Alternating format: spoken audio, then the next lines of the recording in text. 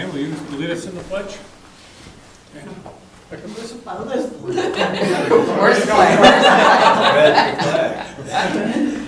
Allegiance to the flag of the United States of America and to the republic for which it stands, one nation, under God, indivisible, with liberty and justice for all. Good start. Flag's gone.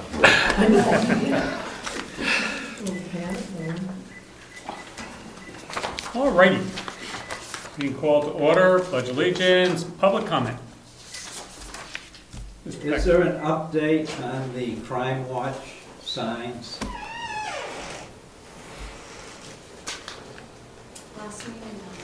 I haven't heard, did you guys send the letter off to the state? Oops. We have a yes from in there. We get a Okay, yes. so we haven't heard nothing yet then. I mean, I haven't heard nothing. You haven't, and I imagine it's gonna come to you folks anyways, because it was written from the selectmen requesting. Telephone poles. We authorized the purchase of 8. We had to send a letter to the state asking permission to put signs on Right. their You were roads. going to there. That letter was sent, Jessica, that letter was sent to the state, Yes, we did, but that was like 2-3 weeks ago. so we're waiting for their Longer response. than that too, actually. Right. Are these a standard sign or is it something That was that driving the me crazy. prison Yeah, I didn't even, it's the prison makes them. And all I told them what I wanted, and enough people, it's what everybody's buying, because we knew right away what we wanted. Colors, everything. Okay. Just, I saw it in the paper and I saw it in minutes, just interested. Yep. Okay. Any other public comments? Yes. I received a letter today from the Board of Selectmen about property evaluation on my property from Avatar. It's from the Board of Selectmen, according to the heading, at any rate.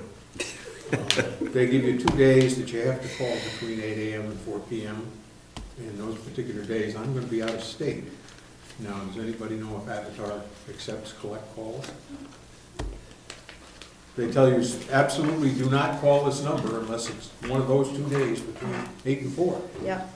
I Yep. got that same letter today, and I didn't know. I says, how come I got a letter from the Board of Selectmen and I didn't know?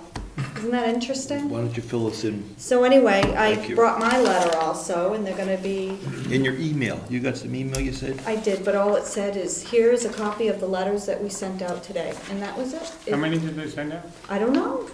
There's nothing there, so when I go in tomorrow, I'm gonna have to get an update and a list of all the Congratulations, you're people one of the lucky and ones. everything. This but- is the third time in less than 5 Yeah. years that they wanted to reassess my house. I think Yep. I'm getting crazy over this. And have they made contact with you on the other occasions so that they have been out to? Oh, yeah. Okay.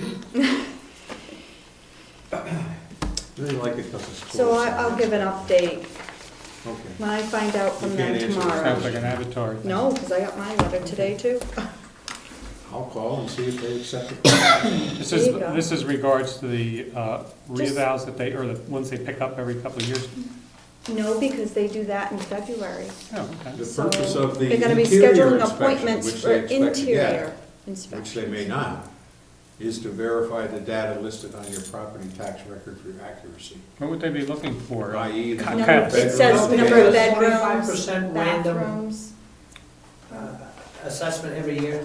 Yes, that's what I I'm, think that's what that is, but. Yeah, the internal, I guess, internal, I guess they're looking for like granite It countertops. says they're or- also going to, yeah, they're gonna be scheduling appointments, they wanna know how many bedrooms. But the thing is Avatar went out in February and evaluated my house for the revaluation coming up in a couple of years. They came out to my house in February. Inside as well?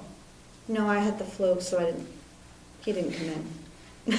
Hey, there you go. I was really When do they want to have this? They want- It says October, it says the dates, starting October 3rd and October 4th. Which is next week. But What is the number they get on the? we have to call. They give a 798 number, not a local number.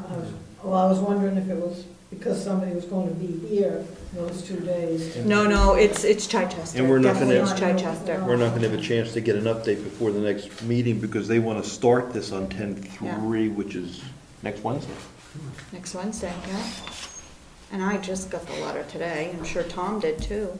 And I got an email Monday, I just checked, so. It's dated September 24th. What? The letter's dated September 24th. Yep, it is. Maybe our chairman got one, that was. What's that? Tom and I got a letter from you, From me? from you. It says. That's what it says. Board of Selectmen.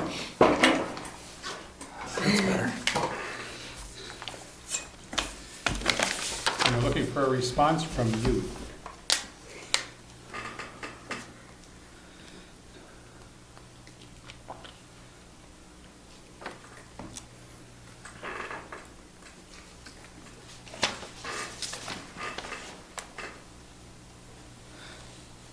This says from Avatar.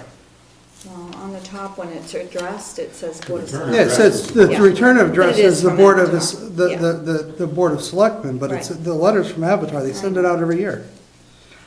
I know. Okay. I just wish I was notified knowing, Yeah, it'd be nice to know when they're gonna do something like this, do a Yeah. mass mailing. yeah.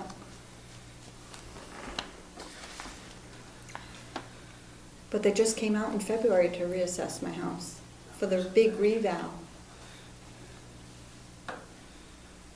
And how many times are they wasting their money because they're coming by day? And so somebody like yourself, Yeah, if they didn't get in. but they got Tom. Usually. How you doing? Not bad. Just out carousing? I am. Cool. Thank you. We have a letter here from Judy Brenner. It's regarding the attached newspaper article, a request that the town take over mowing of Helen Churchill Garden, which is located at Governor's Road and beginning at Moose Mountain Road. We had a couple of these things that were not answered because we were waiting for Clifton and make sure everybody was here on a couple issues. Anyway, it says, Selectman Bill Nelson shared 2 letters that the town has recently received. In the first, Brookfield resident Judy Brenner requested that the town take over the mowing of the section of grass located at the end of Tumble Down Dick Road. The second from Paul School's Harriet Wilson. From Paul School's Harriet Wilson. Okay, requested that the town support for the school's track program. Oh, anybody remember that? The track program. The railroad track. That's rails, yeah, Yeah. the track to trails program. So that obviously got that one messed up. Neither of these elicited an official response from the board members, road agent, and it goes on and on. So obviously, Judy wanted to make sure it was the Helen Churchill Garden, that was the one that was being taken care of, and she didn't mention the other one being an error or something. Okay, it's all yours. Cool beans. All right. I take it you guys have already done the pledge? We're down to approval of minutes. Approval in a minute. Oh, you already did public comments? Yes, we did. Were there any public comments? Yes, there were. Cool. We had 2 people of public comment.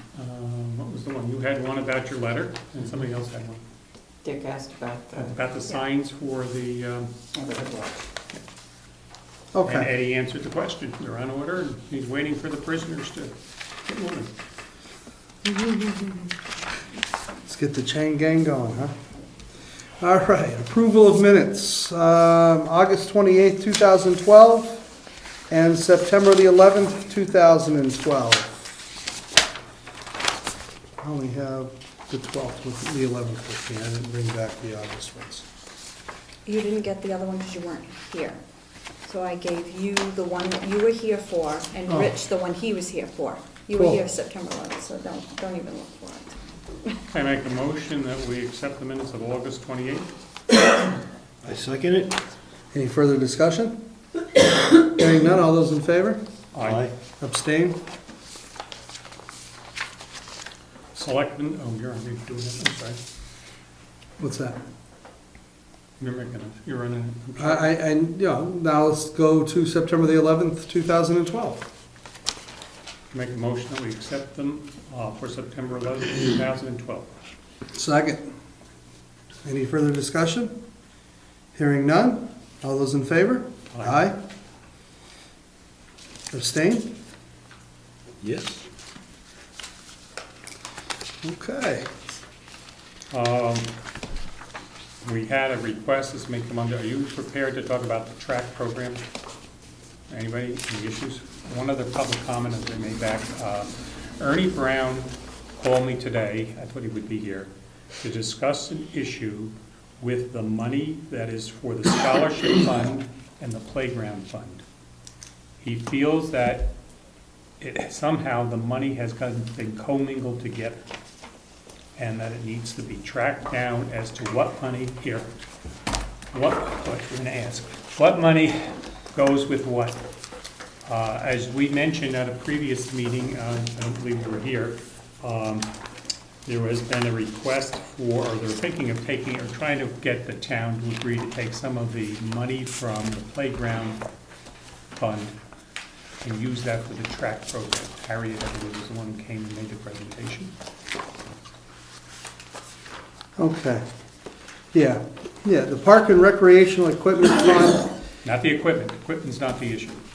Okay, but the Parks and Recreation Equipment Fund, that's the name of the fund, Okay. has $10,244.01 in it.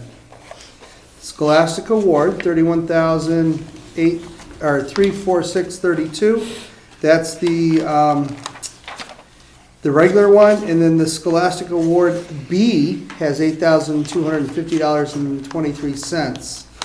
And I am not sure how either of those would be commingled. Well, I'm just telling you what he felt. Maybe one seems a little on the high side. He wondered if some money got put in the wrong account. It was not picked up by anybody, but I think he's asking Mary Lou to go back and check on deposits. Actually, who's asking me is Tom Gier. Okay? So I received an email yesterday from Tom Gier asking me, but he's asking me to research the $10,236.48. Which is the Parks and Rec Equipment Fund. That's right. And that was received by the trustees in 2009. I was treasurer at that time, but I haven't had time. He just emailed me yesterday, so I haven't had time to go back and look at where the money came from. I guess from sensing from talking to Ernie, there was a question of, he wasn't questioning the things for equipment, playground equipment, but whether some other money for just for parks. Things got all mixed up. Anyway, make a long story short, he felt it was mixed up and he asked us to research it. Right. So Clifton, your understanding is, Yes, ma'am. because when the email I received from Tom listed about $30,000 in that fund, he thought. He did list the $10,000 For which fund? $30,000 for which fund? for that they are thinking is in Parks and Rec, unless he's combining some. I go back. But the Scholastic Recognition Award, A, has got to be for the scholarship for the high school kids, doesn't it? Yes. Yeah, Yeah. definitely. Okay. It was 2009. I'd have to keep going back to find out actually when that was done. Let's see, is it in this one?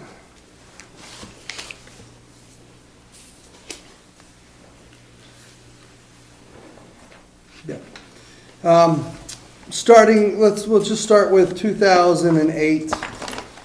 There was $6,235.92 in the Parks and Recreation Fund. There was a move way back when that opened and started that fund. And it's had interest coming in every year. And then in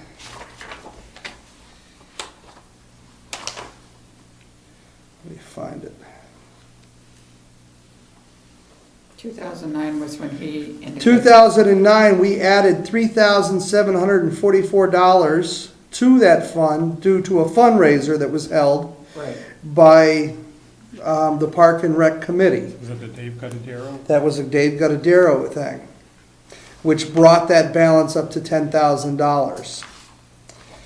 Then in 2010, Well, I don't think anything's really been added. yes, we've added a couple of times. In 2010, we added $215 more Oh, okay. due to a fundraising dinner that was put on by the Park and Rec Committee. And then, I don't know if there's been anything else, that would be this year's, and I don't think there was nothing added this year to it, no. So that would be the history of where that $10,000 and $244 came from. So that's in a sense correct. Though the income levels have really dropped back, only $7. What did we make the year before? Only $20. 2009. I'd like to possibly bring to the next selectmen's meeting his emails and see, because I'm pretty sure he had like 30,000 in it, Well, in his record. last year, Ernie Brown took a lot of pride in trying to square away these budgets in the trust funds. Right, there was some issues with the trust funds, that there was some numbers that weren't jiving. So he was happy last year that he had squared that away. Right.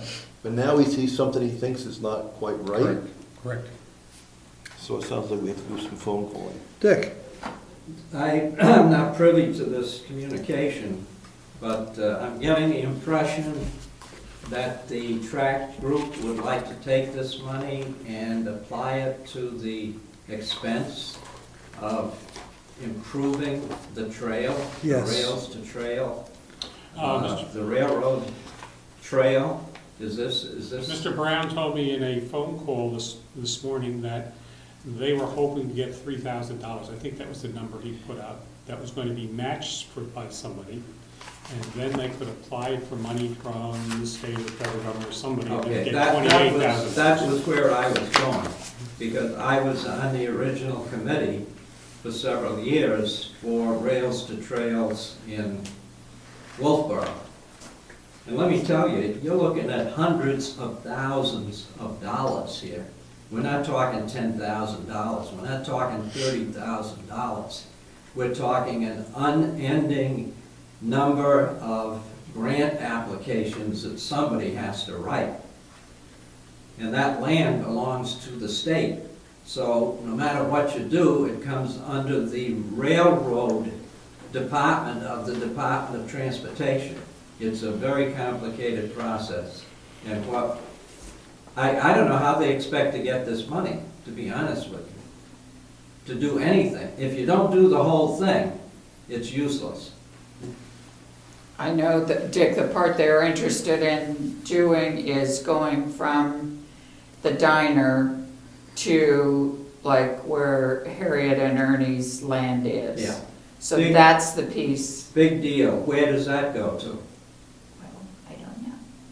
What are we talking, 3/10 of a mile? If Yeah, that. I don't think much. And then to try and see if Wolfboro would come on board, Wakefield would come on board and redo their section of the trail. Their section has already been done to the Brookfield line, Cotton Valley. No, that's That's Wolfboro. Wolfboro. Yeah, well, that used No, to. it's at Wolfboro, Wakefield. But Wakefield, Wakefield. Wakefield. Right. See if Wakefield would redo their section that goes But if from. you don't connect it to Wolfboro, it's a waste of time. Right, well, that would be the ultimate goal. Right now, what they're trying to do is just go from the diner to Clark Road, Well, basically. I guess that would allow the Wilsons to get Because- to the diner and get a little exercise.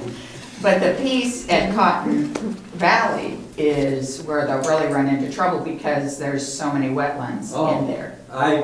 Believe me, I know that like the back of my hand. Yeah, And it's almost an impossibility Right. because it's so wet. right. Mary Lou, do you represent that organization? Track. Yeah. The only thing I would say is that the Heritage Commission did 2 fundraisers to try and raise a little money for this effort. Well, I guess I'd suggest that instead of responding to a phone call, we have the representative of the organization to come in and talk about what they'd like to do and what to make a proposal, and take it from there, because we're just shooting in the dark with this right now. Well, I honestly don't think that you can take money from the Park and Rec Fund anyway to give to the track program. That is not the Park and Rec program was set up, and this fund was set up in order to raise funds for the building and maintaining of a park or a recreational park for the town of Brookfield, which means like a playground. That was the idea behind it. You're gonna move it to another entity. I don't think that that's legal. I mean, I'm not an expert, but I would have to check with DRA and the powers to be, because I don't think you can just arbitrarily take money out of a fund that was set up for a specific purpose and start doling it out to another purpose. If they want funds, they need to put a warrant article before the town to request the town to raise and donate those funds. And that's the way it's been done in the past. I understand what you're saying. I think it'd be good to get some information from the organization as to what they want to do, and then we'll take the next step. Great? Yep. I think being very active in that committee for the park when it started, along with Clifton and other people.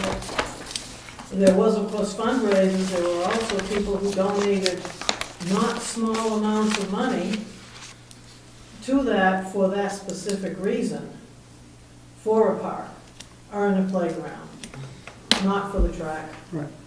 So I think that would also cause some problems. I wish it was going better and faster and we had a playground, but we don't. Well, the Agricultural Commission has graciously talked about taking the Park and Rec Committee under its purview, as well as the Ag Commission, and kind of taking that on as a subcommittee to work with and to put back into play. So Rick Surratt and I have talked about that, and hopefully that is something that they're willing to do, because I would love to see it get completed. No, no, we So, did a lot of work on that for a while. so anyway, So what are we telling her? Just reporting what he said, so. Okay, we're not going to tell her anything then. It's just tabled. Well, Harriet did do an exhibit, so maybe she could be invited to the next selectmen's Sure. meeting. They should make an exact And- presentation of what and make the her problem is presentation. and what they see, absolutely. if they want to invite the track people at the same time, that would be perfect, Yeah. and have them come speak. Okay. Do you want me to invite her? Please do. Okay. I would appreciate it. Anything else before I move on to the report of town officials?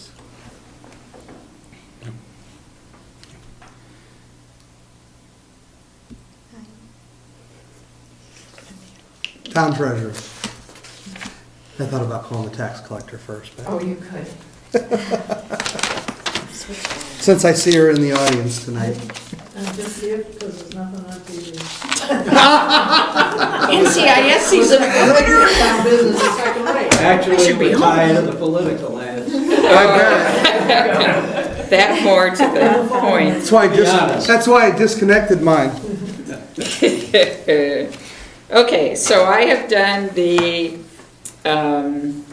town budget as of the end of August. With one minor exception, there is one deposit from Virginia missing. And as soon as I have it, we'll get it in there. So, there's one for Jessica. And I put one in that'll be in the common office. It's not bad. No, it's not bad. This is through August? Through August 31st, Okay, so 8 months in. yes. Just to give you all the proposed budget for 2012 sits at $611,186.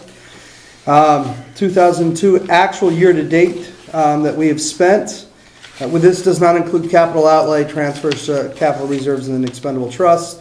$370,432, leaving a balance on the budget of $245,514, or 40% of the budget left that has been unspent. No, it's a little higher than that now. I have a new number. Okay. But that's at the end of August, so that's That's the 8 end of months into Okay. it. That's Yes. not bad. So I would like to thank Ed Como because I was able to go back to a meeting I was not able to attend at the end of August. And Rob Collins, a concerned citizen in town, had made a request that a manifest or a list of bills be presented, either attached to the agenda when it was prepared on Thursday or made part of the minutes of the selectmen's meetings on a regular basis. And so I would like to see if we could talk about that. I will offer you what I have. And I guess what I'd like to do first is just offer a little clarification to Rob and the town residents, and that is that typically I don't typically give you any checks to sign at a meeting that aren't either a payroll check that you would not be approving as selectmen or a welfare check typically. So the checks you're signing at meetings would be that. Then we go through the process of approving bills at the selectmen's meeting, and then I take them back to the house after they're approved at the meeting. But the problem with one of my challenges with doing a list is that even as late as the mail call, we're still getting bills in that are then approved by the selectmen, and I then write the checks for them. So just to reassure the residents, all the checks are approved by the selectmen before I write them. But to come up with a list, certainly it wouldn't be possible when the agenda goes out. Could a list be done to be attached to the minutes? I would think that's a little more feasible, but I think could be difficult. So, I will say that I do prepare what I call an audit notebook, and I haven't had this year's in the office yet, but I've got most of it here tonight, and we'll leave it in the office. And if a town resident wants to go through that book, what it does is give a list of all the deposits that are made and all the checks that are written. And then the one section I haven't finished are the town reports that I provide for you, and also the backup for that, the actual general ledger from QuickBooks. How about the welfare, would that be in there? Welfare checks? Welfare checks would be in there, and I was going to check and see how they're listed, because all I'm doing is taking the information off QuickBooks. But I'm not sure it would list who the check was made out to, but it would just say welfare, not necessarily the individual that it was for. But I will check that before I leave it. Is it possible to put the bills out that we're talking about on the table, and they have until 6:30 to look at it, from 6:15 to 6:30, other than welfare, and just laid out on the table? We're in a folder at the corner of the table. Right, and they have till 6:30 to view them. If they want to view them, they got to come in early and look at them, as long as they don't mess up what's paper clipped together, that type of thing. Right, the only exception to that I would see is that, like I said, the mail call at the end, you are True, that we open. at times still approving a bill, and then I go ahead and pay it. But those typically aren't the larger amounted bills, I guess is what I would say. And I see if we have an issue, and then we go to a 30-day, the turnaround time wouldn't be good unless we open things up right up, because some of these things you have a quick turnaround if they need the money. Right. So we couldn't wait an extra meeting. Because we're only writing checks typically twice a month, then you know, by the time we get it, it typically does have to be written at that meeting in order for them to get it back and for us not to incur late charges. So, Okay. Mr. Collins quoted 91A, which is the right to know law. I want to go on record saying that at no time in the history of the town that I have been involved as a selectman or before I became a selectman were the bills of this town never open to public purview upon request. And RSA 91A is specific in what its requirements are. The right to know law, normally you put in a written request for the information that you're looking for. You have 5 days to respond. Our minutes are publicized and produced within, what is it? Five working days, 5 working days, 5 business days. It can be in draft copy, and then once we voted on the finalized copy, then those are put into the book, and the draft copies are taken out.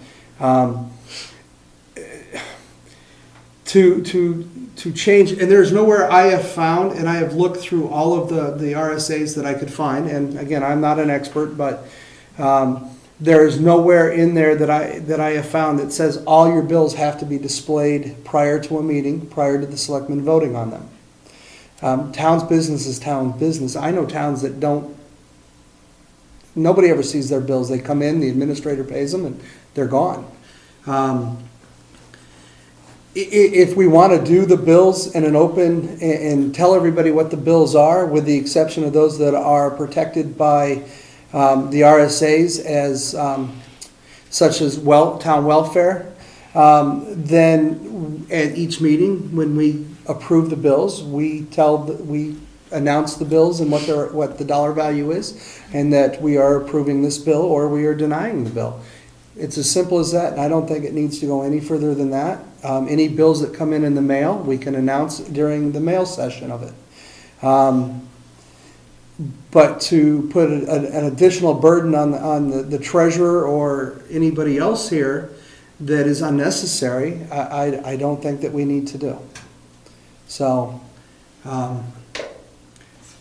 that's my personal opinion and my stand on where the bills are. Again, this town, I think in the history of me sitting on the board, I think there's been 1 or 2 bills that have been questioned and looked at by the citizenry. I don't think I've ever had anybody come in here and say, let me see all the bills before they're approved. Ever. So, I mean, if that's the way that we're going, I can't find an RSA that requires us to do it other than they are public information, and upon a written request, we will provide that information. Or, if they want to discuss the bills during the bill session of the meeting, I'm more than happy to discuss them. Mr. Nason? I question what's it going to achieve by either putting a ledger first or delaying it. My feeling is we've elected you officials to conduct the business of this town. And if we want to challenge what you're doing, then we can look after as you're doing it. We don't have to approve you approving a bill. It doesn't make any sense. Why do we have you there? We entrust the town's business to you 3 folks. And if I have questions on what went on, I have every perfect right to go after you, and then I can bring it up at another meeting.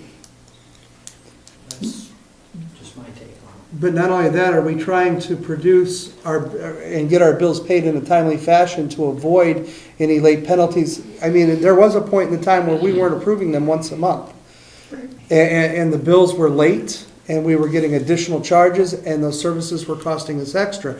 So we streamlined our process in order to get our bills approved and paid in a more timely fashion, and anything to put us back to where it's going to cost the town more money, again, I can't condone. I guess my opinion is we had a resident come in and say, hey, he'd like to know what we're going to approve or sign. And if, Mary Lou, you bring the checks here, or the invoices here, in an envelope or in a folder, I have no problem with having them on the table 15 minutes before the meeting starts or when you get here, and letting anyone in the public take a look at them. I mean, that's no extra burden on you, is it? Right, it's not, other than I do travel away, so for me to always assure that I will be here by 6:15 could be a problem. Tonight I was here at 6, go figure. But as soon as I'm here, I could certainly put them out. And I think that'd be sufficient. If someone wanted to look at them, they're there. Minus confidential ones. Yes. Right. I think we had a request, and he had a right to make that request, that he would like to see them. He has the right to do so. We made it very clear, I don't think you were at the meeting when he made that request, that everything's open, we have nothing to hide. And he did say in his request that he was not requesting to see the welfare checks. So I think the idea of having them here, if he wants to come and look at them, he can. He's got 15 minutes to review them and go from there. Okay. Or 15 minutes if you're here a quarter after, but look at Right. time to review them. I mean, and And for they those can people also- who aren't coming to the meetings but are viewing them on the tape or on the website, again, by reading off the bill as we're producing or announcing the bill, the dollar amount, and whether we're approving it or not approve it, does the same I thing. don't think we need to do it for the website, Okay. the request personally. I think they need to be here. I don't mind doing it, but I don't think that's something we should have to do for the website. So if you're gonna display the bills, then maybe you wanna move the treasurer's report to the board further down the agenda in case she's a little, sorry. I was just trying to accommodate all. No, that's fine. We could do it right before the mail call or whatever. No, I'm I didn't usually say here at for the the whole end. meeting. I'm not- Okay. He just wants to go sooner, that's all.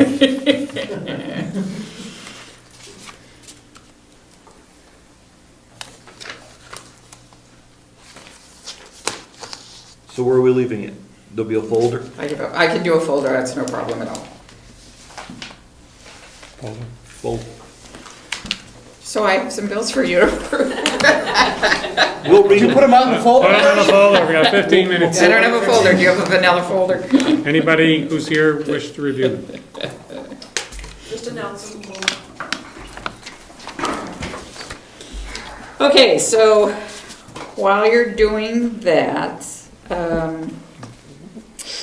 as of today in the bank, we have $245,263.84 in savings and $53,616.59 in the checking account. I was clapping. Oh, yay. For a That's- total of nigh on to $300,000 That's currently. good. This is a public service bill for $114.07, and this is what keeps our electricity on. And that one's for the townhouse. And then there's one in here for $20.03, and that's for the townhouse. Is that the townhouse or the shed? Should. That's the shed down there. Oh, that's right. The salt shed. I only thought it was the townhouse for years. No, because we combined those Yeah. two, these two, right? Yeah. Yes, we did. Oh, man. This is the Governor Wentworth School District. And I circled it Oh, so this is because we're because they doing don't different send months, us that's right. a bill So let me find us. up at the top. For September, our local, our local payment to the school district is going to be $38,850. You have a question on this too, or I do. And then it goes, let me just read ahead because we talked about how much money was in the account. Then we go 66,000 for the next 3 months, per month. So that's, And that will be about the time I start getting a real bill from them on a monthly basis. So it could adjust a little, okay. okay? But not a whole lot. Okay, you have a question on this one, Bill? Yeah, I have a question on the maintenance of the sprayer. I'm wondering if that should be the responsibility and expense of the road agent. What's the sprayer? It's the town equipment that you requested to keep. It was damage done from several years ago. We just couldn't patch it, couldn't just keep it going. We had to redo it, this Which- section of the spray bar. The The calcium spray tank, Okay. That makes sense. Is that satisfying? Yep, it does. This is for our road agent, cold patching Stoneham Road, maintenance on the spray equipment, road check and debris remove, pickup backhoe, a total of $933. There was another one behind, see, I'm glad I looked. Well, if I don't sign that one, you have to pay that. There's another one back here for ditching and spreading gravel, culvert rock removal, and dust control chainsaw. 6W, what's that? Six-wheeler. Six-wheeler. Why didn't you just say that? Grader and backhoe. Is that all for Stoneham Road, Upper That's Stoneham? all the warrant money. That's all the warrant project? And the cold patch is not, that's down That's south why- of That's that. why the one is regular maintenance, operation and maintenance budget, and the other is separated out as per request. And that total bill will be for $6,941.52. How close are we done to that project? Right now, they're gonna, as the schedule is at the moment, they're going to fine grade, I think it's the Friday, whether it's the 4th, 5th, or 6th of October, it's that Friday. They're gonna fine grade, and that Saturday, they're planning on paving it. Are you dancing now? Yeah. And it's coming out wicked good. It is coming out wicked good.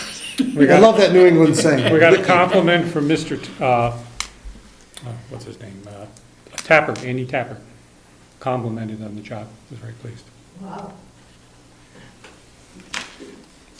Yeah, that's something good. Thank you, gentlemen. Is that all from you? I believe so. Oh, cool. Tax collector. Tax collecting is fine and dandy. Cool beans. Everything is all set. We're looking forward to getting going on our next billing cycle. That's coming up pretty soon. And that's what I would like to say. Is there any way that maybe we can put a fire under everybody and maybe have that newsletter ready ahead of time, instead of everything being rush this time? It would be really, really nice. Sure, you want to get a hold of Sue and have her put out an email to everybody that puts that in, and have her start getting everybody's together? It would just be nice if we could have it. I know we have to wait for the tax rate.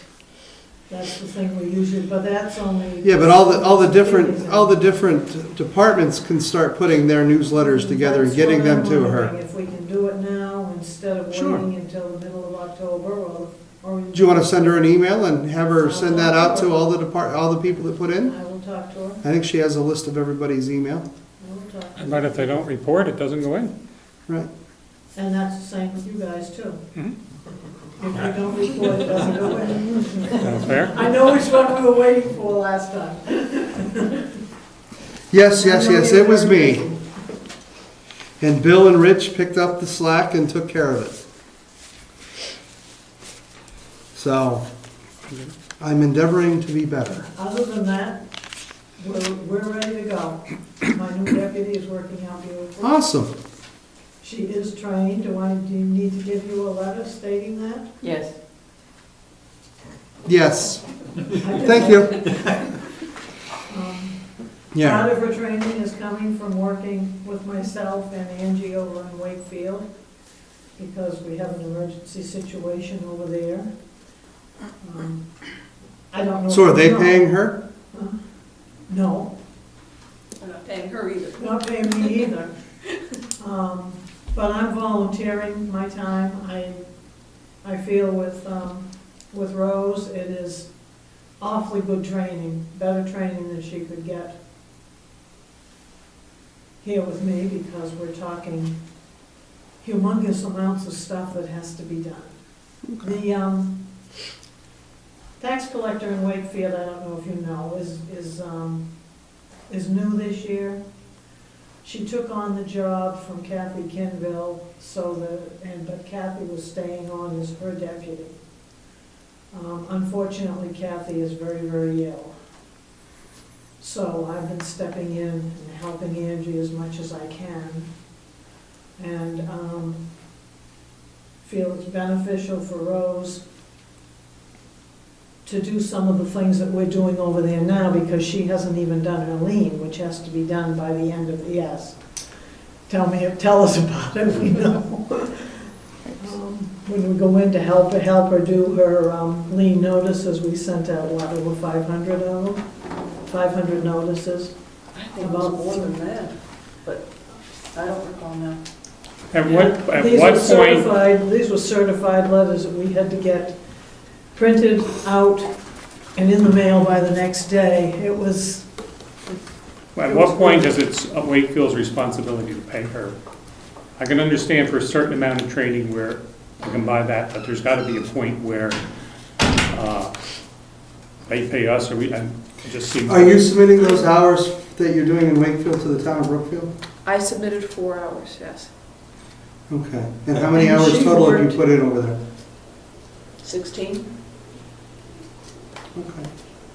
I'm doing it myself as a volunteer thing to help. You're salaried, it don't Well, matter. yeah, but, you know, That's what I'm they not tell me all the time. requesting of them. Okay. Because it's something I'm doing to relieve Kathy's mind and to try and help Angie. The town of Wakefield does not seem to realize the magnitude of this job that this untrained woman has over there and the responsibility, so. But as far as Rose's training goes, I'd say she's learned a tremendous amount. We will be working with her just one more time. You mentioned the training was complete, though? Rose's training is complete, I would say so, yeah. so we shouldn't expect any more charges for training over there. You volunteered. Or they can pay you. Or they can pay, that's right. That makes Okay. sense. That makes sense. On the job training, that's what. But she will be working still with me. Rose will still be working 5 hours a month with me, On average. on average. Sounds good. A little more sometime, a little less sometime. Anything further from the tax collector? Or the assistant tax collector, for that matter? Administrative assistant, assessor clerk. You know, if she jumps in with one of the others, she's covered. Yeah, I know, I did that. I just want to let you know, MS1 is still on hold, and still waiting for the utility values to come in. Hopefully tomorrow, I'm gonna check up on that. We forwarded that letter over to Avatar about the, Utility? yeah, the Yeah. utility thing for the communications poles. Yeah. Okay. Have we heard anything on that? No. We got a letter from the Superior Court saying that because 100 communities have had the same situation, they've been grouped together and moved to Merrimack County as a Superior Court. Okay. So it's, So we don't feel bad. Well, we have but to set Av- tax rates, though, that's the only thing we're, We took Avatar's advice, we followed their guidance, and per our contract, they have to represent that and stand up for the numbers that they put forth and represent us legally for that decision. So I was just wondering if Avatar had touched bases with us on it in regards to Nothing. receiving Haven't heard that. anything. No. now you have to ask if this continues on in court, is not settled this year, how is that going to affect us doing the information for the taxes? That would be on Avatar to give us those Yeah, numbers. exactly, they'll just tell us an abatement or something like that. Well, I mean, even they not, already maybe got not, one. maybe that we don't need to abate them, maybe, but if this progresses and they feel that they should pay this amount, how do we handle it, or does DRA make a decision on that when we have something being disputed? What happens to it when, well, it's under dispute? It continues until there's a court order Right? stopping it or setting it aside. But would that really mess up our taxes for next year, because we'd have to, Again, that is something Avatar has to get with us on, because it's Avatar's, We have to issue the tax bill to Yeah. them. Right. Otherwise, if we don't give them a bill, they don't have to pay it next year. So we have to give them a bill this year. We have to pick a number Avatar has to pick a number. and Avatar we have has to- their yeah. Oh, number. good point, yeah, we'll just use their number. Yeah, and That's that's right, it. may have to That's abate all it. we can do. But we better give them a Okay, bill. that's an answer, yeah. Okay, so DRA came in last Wednesday and did a little bit of training on their new equalization. It's a new program they have. And I've talked to other assessor clerks all around. Everybody's taking their class. They also have a class. It's a 1-hour class, that's it, in Madison. And I did sign up for it October 9th. Good for you. And that was the closest. I didn't want to go to Concord. Madison, it's on Tuesday, doesn't interrupt any of my office hours or anything. It's at 10 o'clock for an hour. So if it's okay, I'm going to buzz up there and do that. Yeah, Have fun. okay. And my conference is coming up in November, just a warning. Okay. And we'll talk about it later, but I know that you guys are gonna talk about possibly coming up with a procedure at so many miles away. You might be able to stay overnight, what you would pay for versus, some kind of procedure because of the town clerk and everything, so we'll have to talk about that. Okay. Okay. Agricultural Commission, I don't have anything from them. I know they're meeting, yes, it's on the first Wednesday of the month. It's Monday. first Monday of the month. Wednesday would be the Conservation Commission. So first Monday of the month. That would be next week. Starts at 6:30 or 7? I have to look, 6:30. Okay. Anything from the Cable Commission? Cemetery trustees?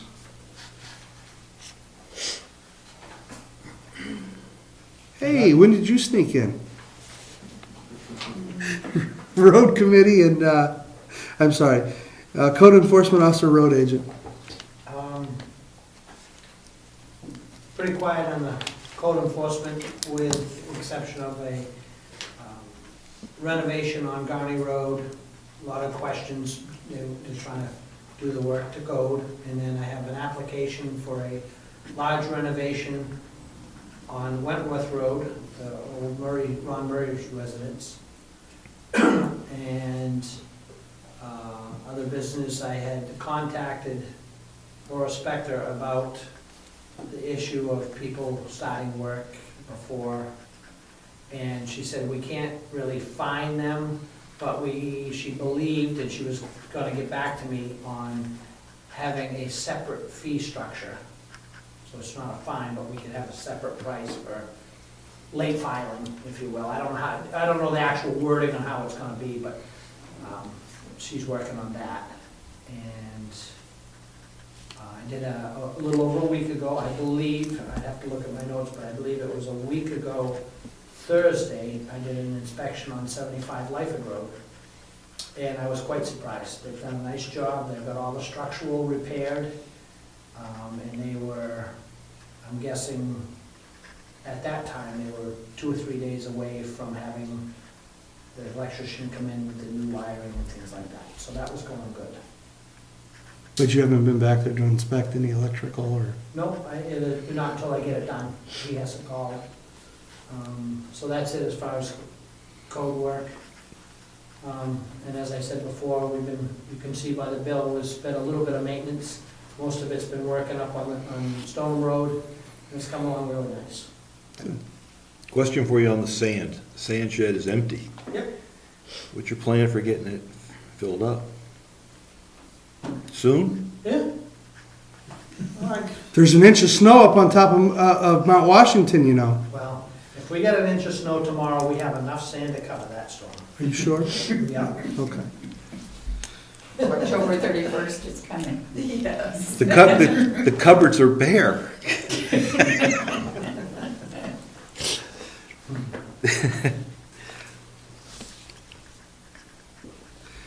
All right.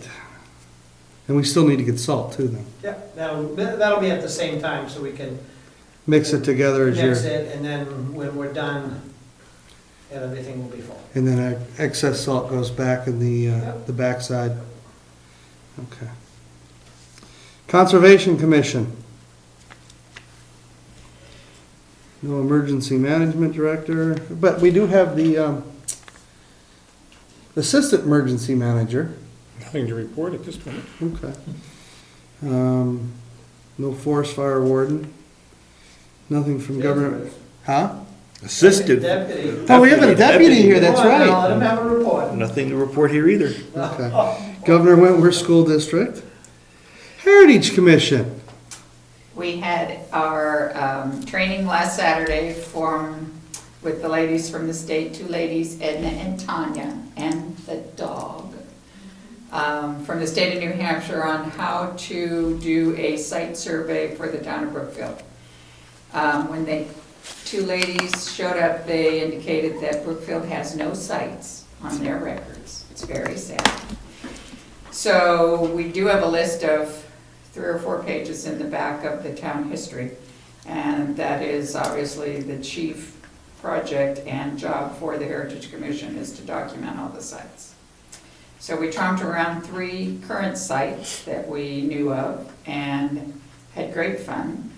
And it was just a good day, good lunch, good food, good people. We had about 15 people show up, and there were representatives from the Board of Selectmen, the Conservation Commission, and the Heritage Commission. So, Question? yes? The building next door, is anything further on any of that construction stuff? Remember we had the company do all this work. Is there any progress on what's going to happen? So I have been attending the planning board meetings and the CIP portion of them. And I've indicated that I will provide to them the spreadsheet showing what work was requested to be done by the contractor, the architect, and then what work has been done. And as far as anything future, once I got through the site review, my next project for the fall is trying to put together an RFP to see if we can repair the floor of the schoolhouse. And then another winter project after that will be to see if we do a charrette. I've already been in contact with a couple of people from the state to find out what the townspeople would want to happen to the Churchill School. Is this a planning board issue or is this a selectman issue? The CIP portion of it is a planning board.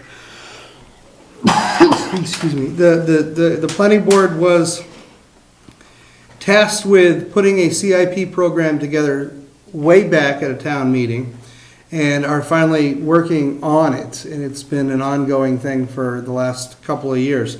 This year they are tackling more of it. As far as getting the building repaired, that is the selectmen's responsibility, along with the Heritage Commission, since the building is a state treasure, as well as a town treasurer. So, but we had talked about having the bid proposals go out in regards to shoring up the flooring in there to make it safe to walk on. And then doing whatever else necessary to maintain that building from becoming unusable and unsafe. I think before we spend any money on either building, we should get the town's input. I get a lot of feedback about the schoolhouse, about what do we want to do there, and of course, don't do a lot. So would the selectmen's feeling be that before shoring up the floor, possibly we do the charrette to find out what the townspeople want to do with it? My take is, are we at risk with the floor over the winter?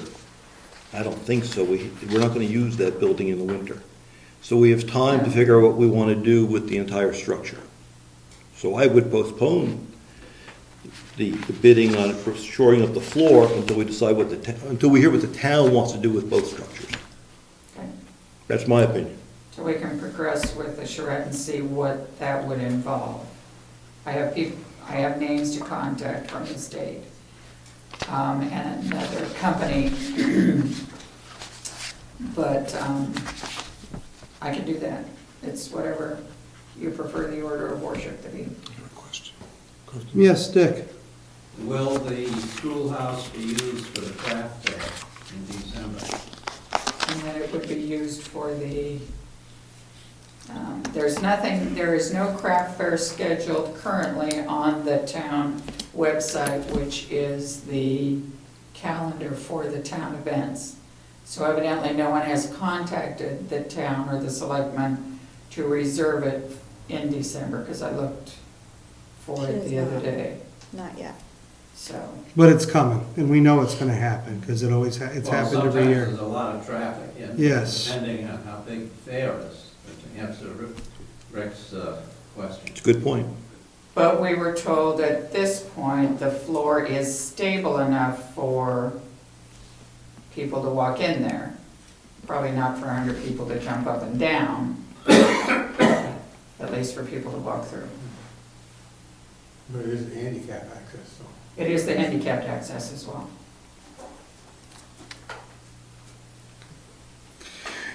Irregardless of everything that we would like to do, it is this board's responsibility to ensure that that building is safe and secure if it is going to be open to the public. If at this point that it cannot handle a heavy load, then we should not open it to the public and take the chance of it falling down if we are not going to immediately go after and repair that floor.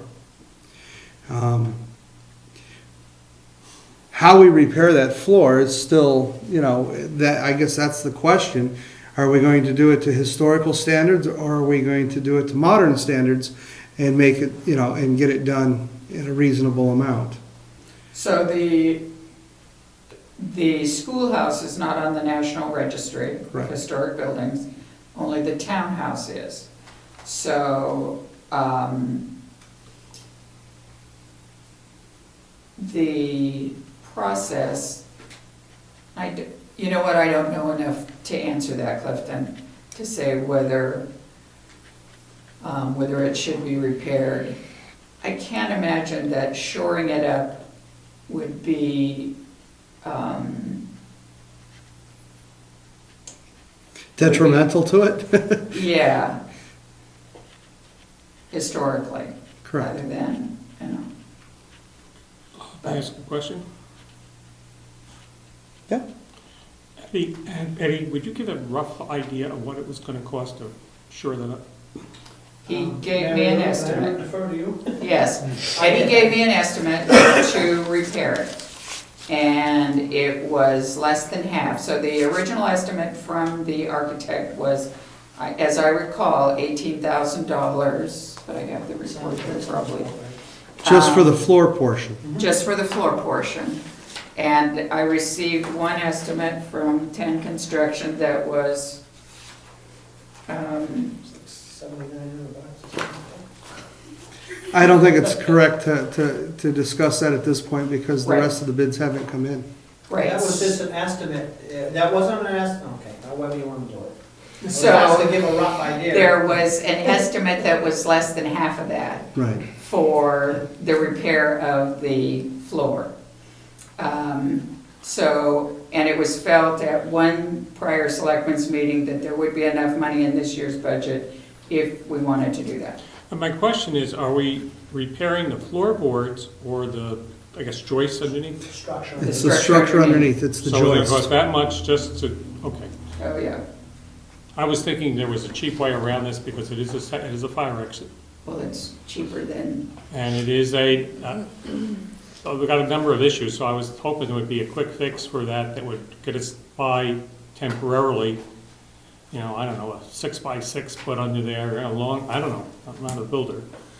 That would be inexpensive, relatively inexpensive. Keep in mind, it's not condemned.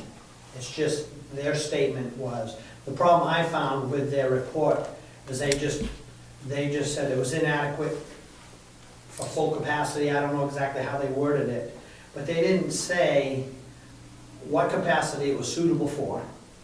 and they didn't say what their repair was gonna bring up the floor load to. It's very general. So when I went under there and looked around, you know, I feel confident in saying it could easily handle 30 people. So the fact that it's an emergency exit, I don't think you're gonna have everybody pile into that room and stop until it's full before they leave. You'd have a single file. If they can fit through the one door, they're gonna be going straight to the other door. And as far as getting the handicapped people in, it's not an issue. I confidently feel if you wanna hold off on that, you could put a limit on it and say, the craft fair people wanna use it, no more than 20 people in it at a time. Or whatever you,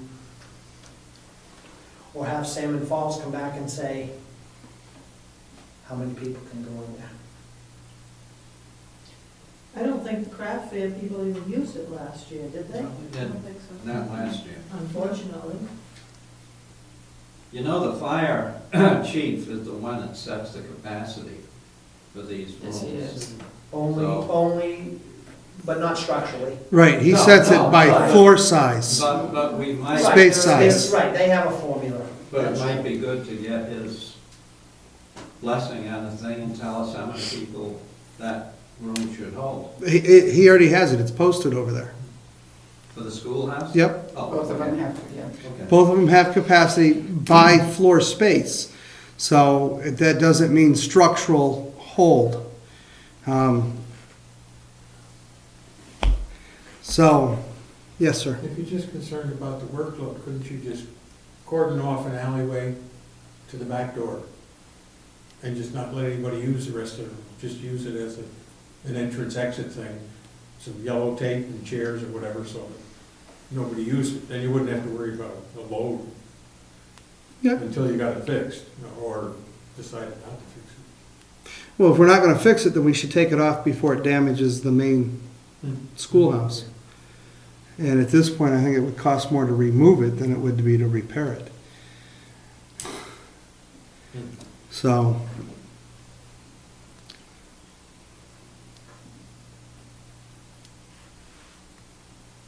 Anybody else?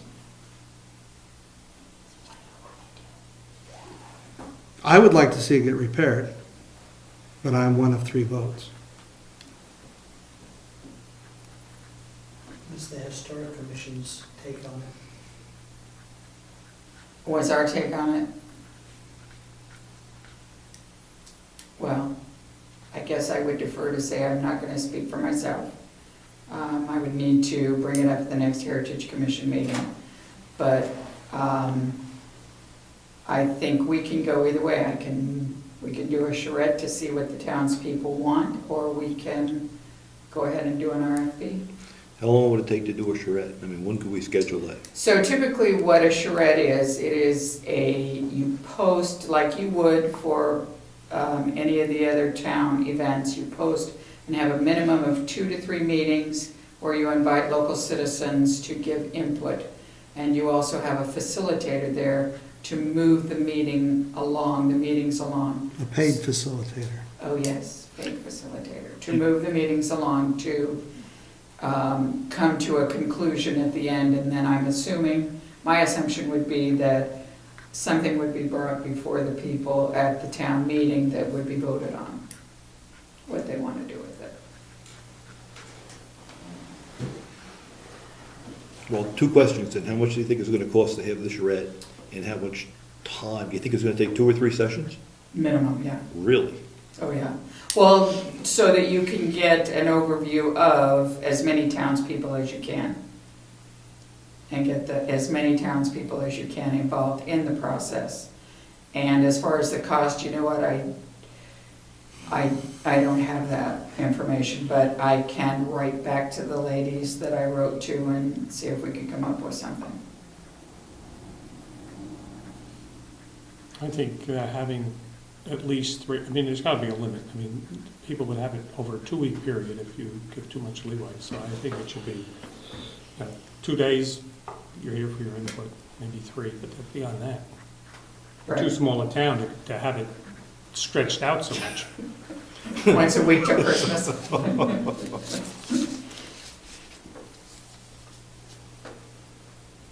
I can write them and present what I find out at the next meeting. And then just, you can tell me which way to go. And I'll start writing an RFP. I'm trying to remember back to some previous meetings here. I don't have the minutes in front of me, but I think we've already directed you to set up a charrette Shred, yes. and get it done.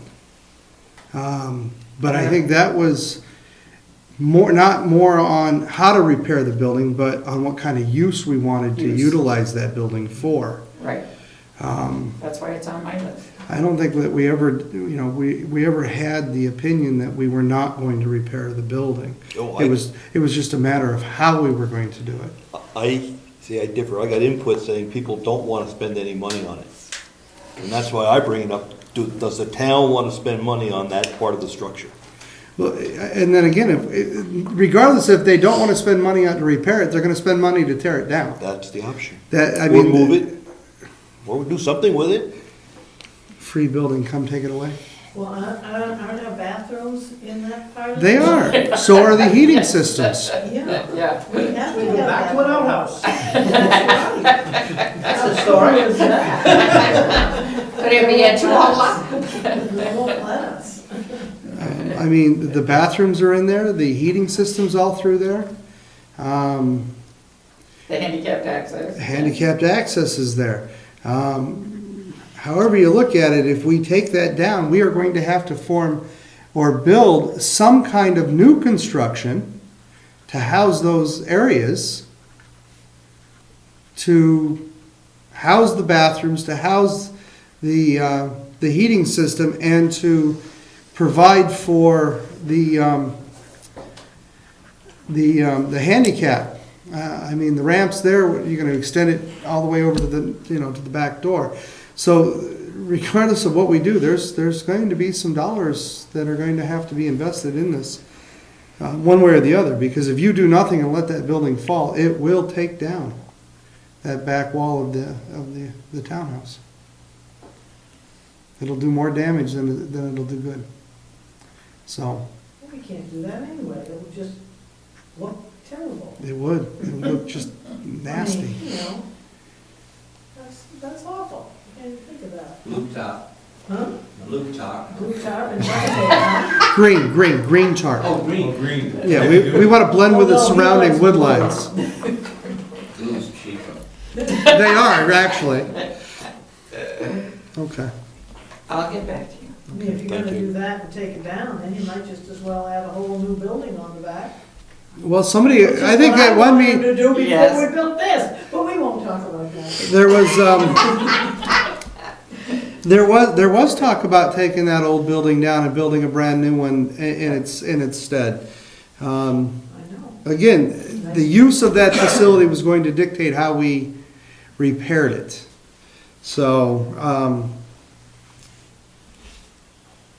any other comments about the townhouse or any other direction we want to Well, I think we need to address? have, if you're going to have these meetings, some people are gonna have to know what it's gonna cost, an estimate Right. to do I either. plan on contacting, Well, I still think that we can do the bid process. You can put it out to bid to get an estimate on what it's going to cost, and I don't know how you could do that, though. I'll start writing an RFP, looking at other towns and what they've done for historic structures. I'm writing an RFP and start with that. And I'll also contact the ladies that contacted. One was Maggie Steer from the New Hampshire Preservation Alliance, and she recommended someone else to me, so I'll contact them and see if there's any way to get an estimate on what it would all cost. Okay. Get a comment? Yes, Ed? The question is, the charrette process, is this something new to the area, or is this something you've always done? No, we've done them in the past. So you hire a trained facilitator? We didn't actually hire the trained facilitator at the previous ones. It was done by outside groups, if I remember right, that were trying to influence the townspeople one way or the other. It's my humble opinion, but I'd be careful about using a charrette. There must be some established way that we've always done, public hearings or town meetings, et cetera. We've done them through workshops, selectmen workshops, and we've done them through, Mailers and. public hearings. That's how we've done them in the past. As far as town business, the charrette thing came on the scene, 3 years ago? No, longer than- 4 years The ago? first one that I can remember was to deal with the purchase of. Moose Mountain. Okay, yeah, so it's been here for a while. Because trained facilitators can certainly change and manipulate an outcome easily. Not saying they would do that, but I'm just saying that you should perhaps use whatever historic method we've always used in order to come to a conclusion about town assets. Well, we could hold a couple of selectmen workshops on a Saturday. Well, you got a tax bill going on, we could mail out a questionnaire. Thanks. I'm not sure that's the right time to mail it with a tax bill. Yeah. I think, influence your answer. I think mailing it with a tax bill might influence the decision one way or the other. No, I think that doing it through a selectmen's workshop or, and then holding doing a couple of workshops and then holding a public hearing would be that would be an okay way to do it. Could I ask a question to Mary Lou? Sure. I trust very much, my thought is that you could be very neutral on this. You may have. Yes, yes. And I personally think she has the ability to do it and do an excellent job. Why bring in somebody else? So you want Mary Lou to do No, yes no, times? I think the voters would be very receptive of her because she does a wonderful job to just present the ideas and thoughts and gather them down. I think she could do an excellent job.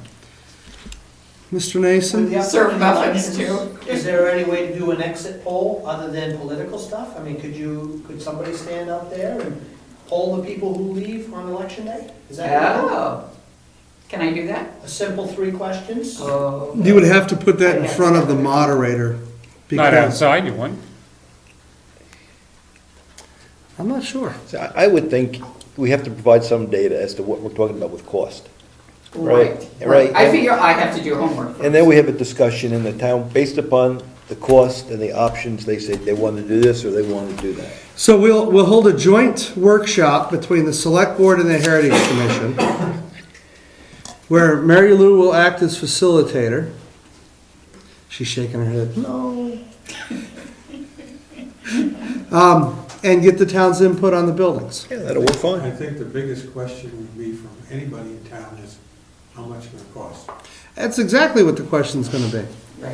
And you can ask for bids and just say, the acceptance of the bid is pending on voter approval or select board approval, so. And they're gonna put on their bids that these prices will be subject to change pending material cost at the time They of, always do. yeah. So, I think we could set that up in the next, 30 days or so? 60 days? I am out of town for a week in October. Now we're getting into December. If we did it in November, we might have an opportunity to do something at the town meeting. Around the election, yeah. Yeah, no, I would think, no, it was my thought that something would have to be done so that a vote could be taken at this town meeting. Absolutely. So it's either like November-ish or Yeah. January-ish, right? Because January is pretty late to do anything with. No, Well, it's January. I'm not against putting anything out for town, at the town meeting, but I'm a little confused because the town buildings have a maintenance fund. It is the selectmen's responsibility to maintain those buildings. And if we hold a workshop and the townspeople that come to that workshop say, this is what we want, and it's in the best interest of the town, why would we then go and put it in front of the town meeting to be voted on when we are the stewards of these buildings? I made an assumption that when we start tackling that front townhouse, it's more than we have in our budget. Oh, yeah. That's the assumption I was making. Well, I'm not talking about the town. I'm talking about the entire I'm only complex. right now, I'm only talking about making the schoolhouse safe and usable in its current condition, which means shoring up the floor, possibly looking at the joist, or the rafters or the trusses that are up there, the makeshift trusses that are up there, and shoring them up to keep the walls from buckling any further. Right. And to maintain that, and to maintain it safe to be utilized. You know, the schoolhouse is not part of the historical building. The townhouse is is what's on the historical register. That is what we want to preserve it historically. The townhouse is cute and it's neat, but it's not utilized for anything historically. It's not actually historical from when it was originally built. The ceilings were put on in the 50s. Right, but it has progressed with the age of the building. Right. And it can still be maintained historic as long as all the changes and repairs are documented to show that they've been done. Because the townhouse itself isn't historical anymore. It has been changed over the years. The pews that were put in there are now gone. You used to buy a pew in order to get your place on the floor there. Huh? You can buy 2 pews. So, You're So sitting on one of the that's old good. So the focus is on the schoolhouse then. right, and making it safe and secure. Okay. Right? That's the focus of the, Right, any large issues that we would have to do to the townhouse, you know, or the town hall, like the repair of the plaster, which probably will cost more than our budget will allow, we'll have to go on a warrant in front of the townspeople to get that money in. Cause or write grants for it. or write grants for it, matching grants for it. So, I mean, that kind of repairs, I understand, but the repairs that we have money for and we are responsible for, So, we should make in order to keep that building safe and usable. so what are our plans for the townhouse then? Given that we're up in the air with respect to the schoolhouse, that's okay, I understand that, we can work that. Are we gonna do anything with the townhouse Oh, yes. this We- year? We already have. No, not this year, probably. No, but we have done some things to the townhouse already. I understand that. Okay. I'm asking what our plans are to move forward with the townhouse and the funding that we have in the budget. Painting. We're gonna paint it? So the Heritage Commission is working on a list to provide to the CIP of work that needs to be done to the townhouse. And then give them, like we think it should be done in this year so that the town will have an idea. That was a piece of this whole project, was to provide the town. We think you'll need this much money to do this to the townhouse in 2013, this much in 2014, this much in 2020, and start providing that information to the town. So that we can either budget for it or know we've got to raise money and get grants. Yes, I understand that. Okay, so that's exactly what we're working on in conjunction with the CIP. Do I know a budget number for 2013? No, not yet, but I will work on it, along with the Heritage Commission. Excellent. Thank you. And the painting, the outside. Yes. There are yes. that needs to I would get say done. 2013 needs to have some paint Right. applied. Otherwise, we're gonna start getting damage to the outside Right. due to the paint coming off and chipping. And moisture getting in there. Okay. Anything else on this? But to get back to the town school, The schoolhouse. basically, I don't see why we need all the town people to decide what to do as far as a repair on it, because they have to be made, so why can't you selectmen just do it? We could, I got a lot of feedback about not spending any money on that schoolhouse. So it was my Well, idea, that's just people talking that don't, that's right. in So- ignorance, that don't know. So I felt it would what be, needs to be done. I felt it would be good to get input from the town to make sure we're all together, or at least the majority of the people are together, that we're gonna spend money on the schoolhouse. If the majority say we shouldn't, then we have to come up with another plan. But in the meantime, you gotta do the basic work so that it doesn't fall down, so the floor doesn't fall down. Well, I remember getting feedback at the last town meeting in regards to, the question, it wasn't whether or not that the repairs needed to be done.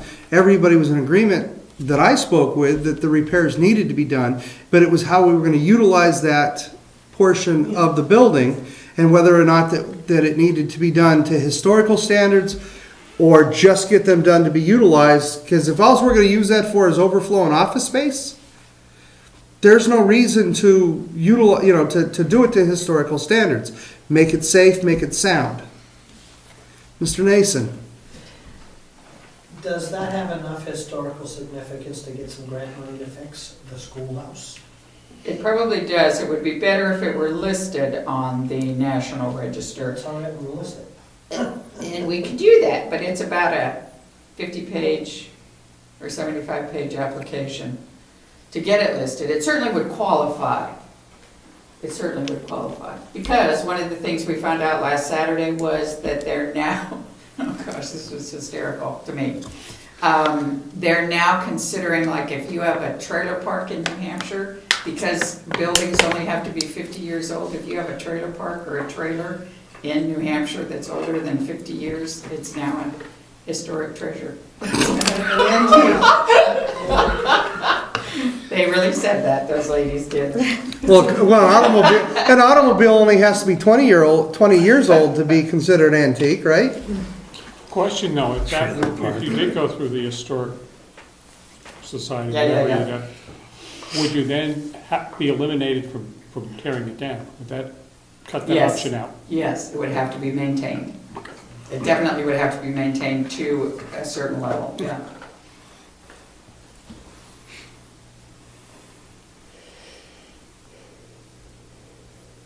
Isn't this one? See what you opened up.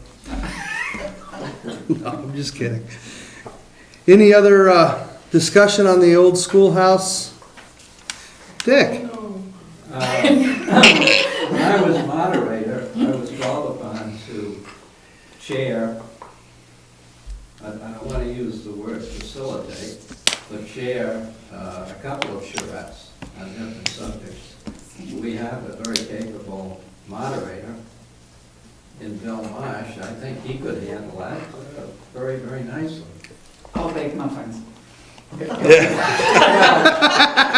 would If think you'll do the sure. important part, It was always something that followed a town coffee, so the expense would be minimum. I think that's a great I think idea. it's a good idea also. As long as we have the coffee in just the townhouse, not the school. We could test the floor. We can-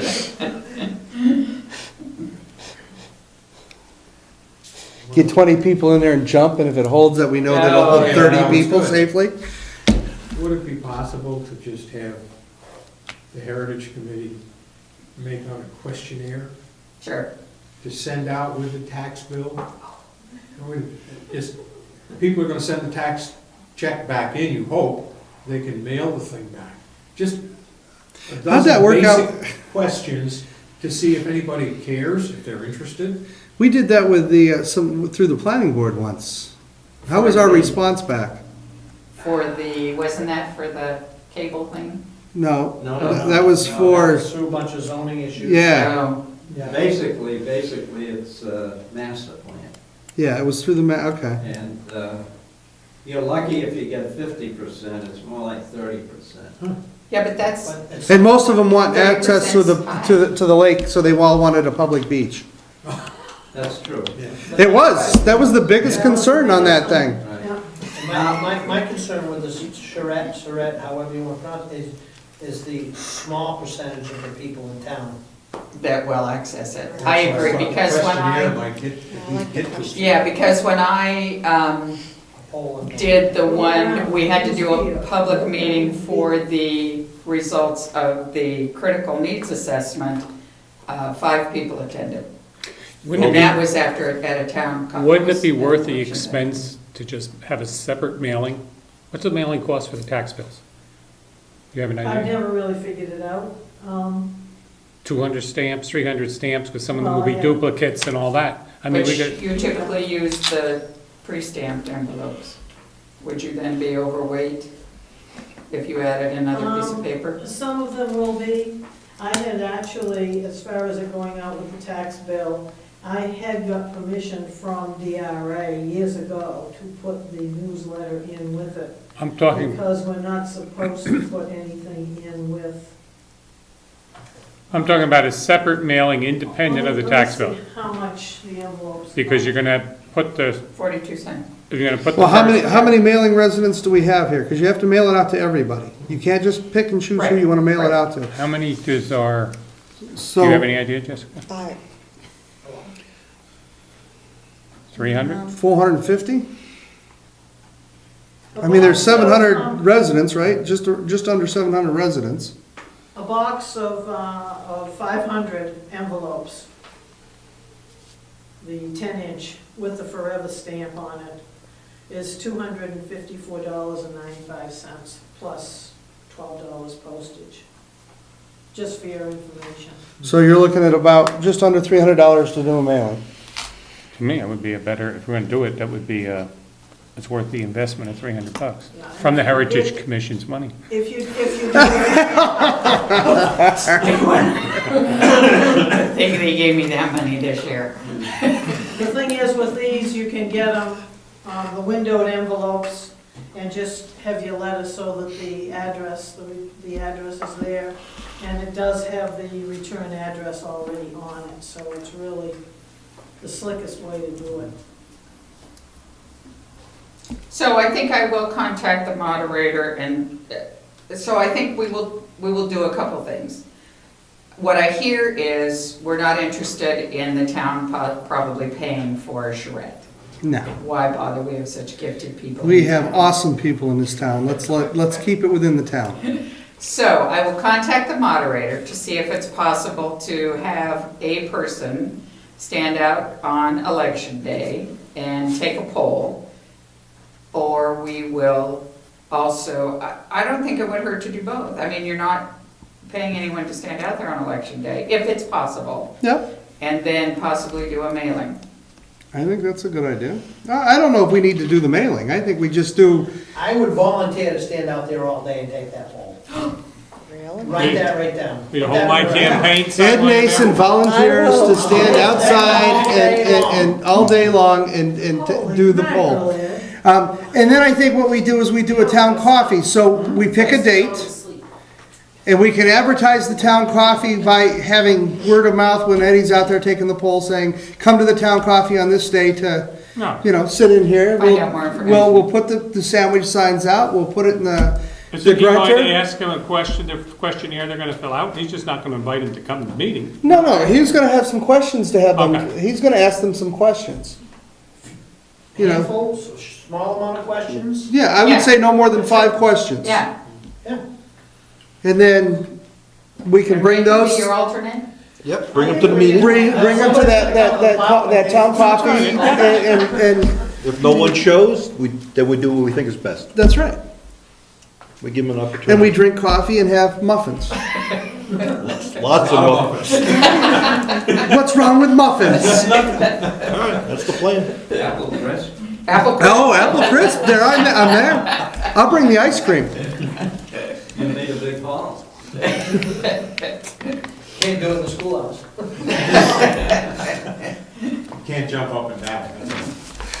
Okay, all right, so have we put this one to bed for tonight, or is there any more hands that want to go out and make any more comments? I mean, this has been the heated debate for the night. Hearing none.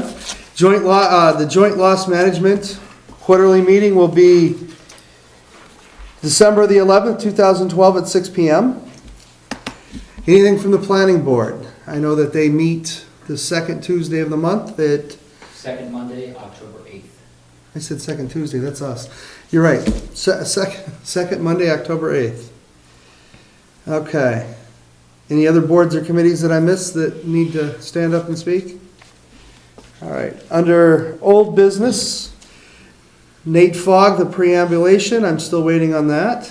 Now, I checked some mail that we got in June, all three of us got, Uh-huh. said it was gonna be done this summer. And then there was an email that was sent to me, Leaves had to come off the trees. yeah, he was waiting for the leaves to come off the trees so he could better find it. And we heard that last fall. Yep.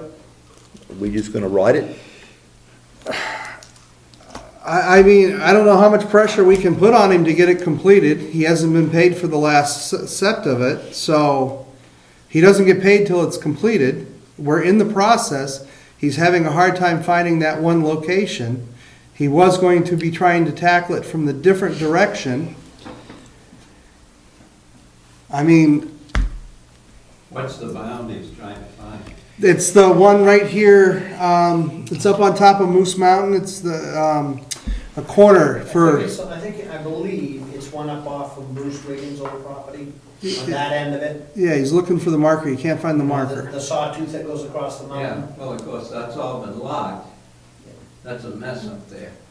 So, and he's hoping to find the marker, but he's in the email that I got, it said he was going to tackle it from the other direction this time and see if he couldn't pinpoint it that way. So that's a corner of Middleton, Wakefield, Field, and Brookfield. No, Middleton, New Durham, and, is it New Is it Durham? the New Durham. New Durham. Yeah, it's Middleton, New Durham, and Brookfield. It's one of those corners. New Durham, be Wakefield. I may have the wrong. Maybe it is I thought was on this end, Wakefield's. But maybe it is on that. I thought it was Well, at the it's other on end. this end. No, it's the other end, I think, Dick. Oh, it's the other end, okay. It's just been, it's been going on a number of years, and we just either call it Well, over. we're in the second fall. I mean, I have no idea where it's at. I mean, the option is we can terminate the agreement where it is for failure to complete and hire somebody else to come out and get it done. It has to get done. The selectmen can go do it. I'm not a surveyor. I have no idea what I'm looking for up there. So. We have the first half of the report turned in. Anything turned in? Yes, Okay. yeah. I would say if we don't have it done by the end of the year, let's just, I mean, he has a choice if he wants to find that one to make the money. Otherwise, we just forget it and find some other way come spring. I will send him an email. He's got probably a month to do it before hunting season and everything else gets going, so.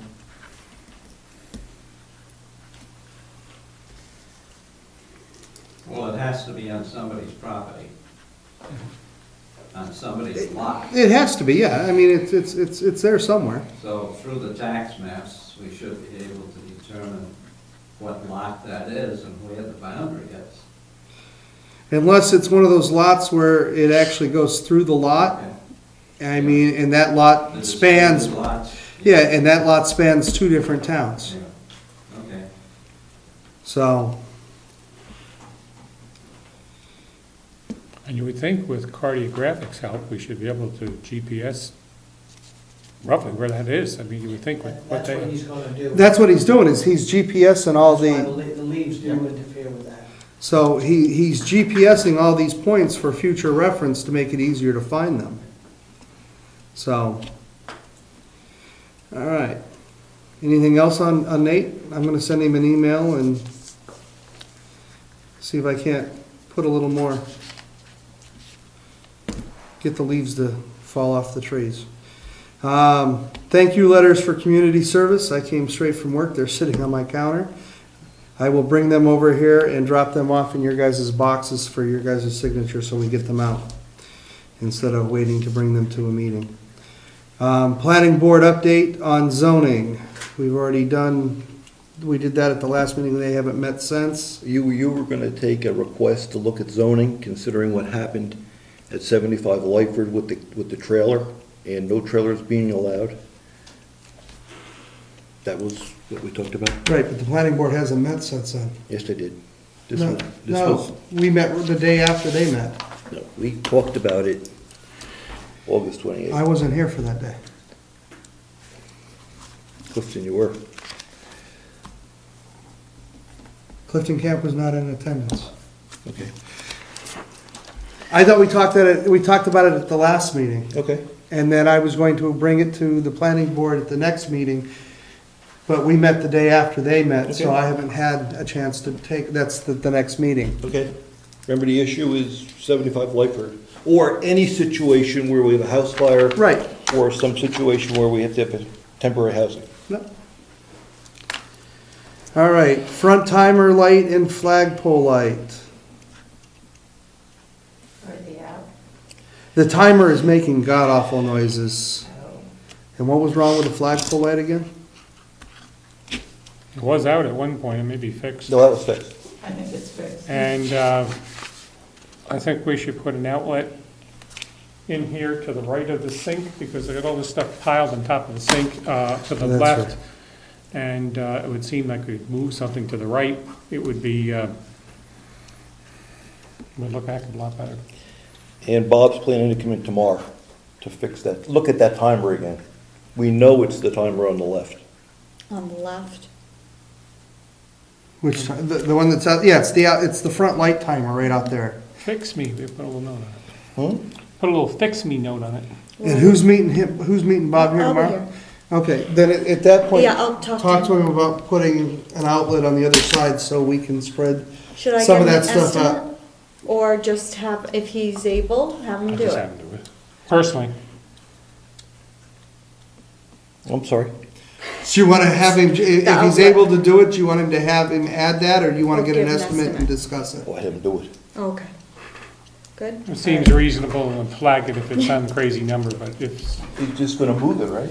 no. No, he's gonna add one. But there's one here so he can jump off it. Yeah, he'll Yeah. piggyback Extend. across, Yeah. Okay. maybe. He'll go in the closet, because there's nothing in there. He'll have. Yeah, or he can bring, there may be electrical in there he can bring in. But it's a GFI, because it'll be near water, he knows. Oh, I'm sure. All right. Okay. We've already discussed town bills available to public. Track program, letter of support. There was a request, I hear it, so why doesn't she present that again to the selectmen when she attends the next meeting? So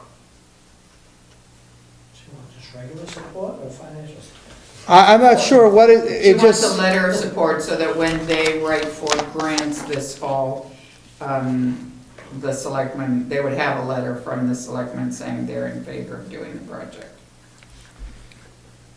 so that would be something that we would discuss at the point that the letter would be presented. I mean, if that's what she wants. I mean, didn't we read the letter into minutes already? Yes, well, she Bill publicly, briefly did. you're right, she did publicly come and say that she wanted a letter of Do support. we have that letter still on file? I don't know if she gave us a No, letter, she said verbally. She told you. She, Right, oh, yeah, verbally. and that's it, and Bill just said it briefly, and that was it. There's no letter, there's, Oh, Bill okay, didn't so have she was anything, just asking for a mentioned letter of support. yeah. Correct. Okay, And that was it. so, When she comes to the next meeting? yeah, she can explain it better, because a letter of support can mean a lot of things. She could draft a proposed letter that she'd like us to sign. And if She we agree, drafted one for the Heritage Commission. okay. And if we agree, Conservation Commission has submitted one. to us? No. To To track, track. that's our Okay. request. Okay. Okay. I just would like to know what I'm trying to support, whether I'm just in support, verbally saying that, yeah, we support the program, or if that means that I'm financially responsible for helping out, or if they're, if it's committing the town to anything before I would say that I'm just gonna write a letter of support, Great. because that letter can be utilized in a lot of ways. And then the employee conference travel stay guidelines. I have nothing on that yet. No? Well, we got a letter from the lawyer, right? Yep. Would you like me to draft something up, a proposed set of guidelines? Yes, please. Okay. I will bring that to the next meeting. I have one article of new business. Just a notification. I'm not in new business yet.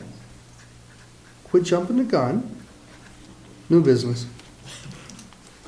The state of New Hampshire has added a labor law poster that defines for the state the difference between an employee and an independent contractor. And so I have now posted it in the room so that it is available for all employees to see. Cool. Don't want us to be outside the legal guidelines.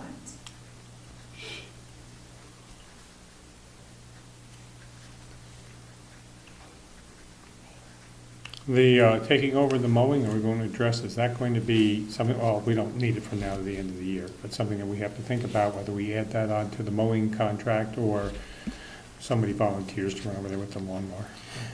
Now, this garden is not, The little triangle at Moose Mountain Road. right, on Governor Wentworth and Moose. Governor's Road, and it's not the one up on top, it's not that little patch up there on top, because there is no little triangle right there by, Moose Mountain Road and Governor's Road. okay, so that little one there. Yeah, and over the course of I don't know when this all came about, but I've seen Dale mowing it, I've seen Matt mowing it. It gets mowed. Okay. I think it'd be. I didn't even know that it was our responsibility to mow, but I think there's some that's people, a I'll bring state, my well, it's not really weed state road whacker because if it we goes have up. to. But, yeah, I think there's enough people that would volunteer for a 30-second It takes, mowing. I was gonna say, it takes what, 30 seconds to run your mower over what's there? But there is a flower garden there as well. So are they expecting us to weed that too? No. And I think the letter just said mow. Okay. Any other new business? Have none? Nope.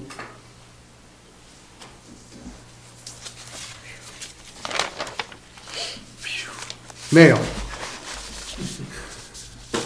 Email. All right.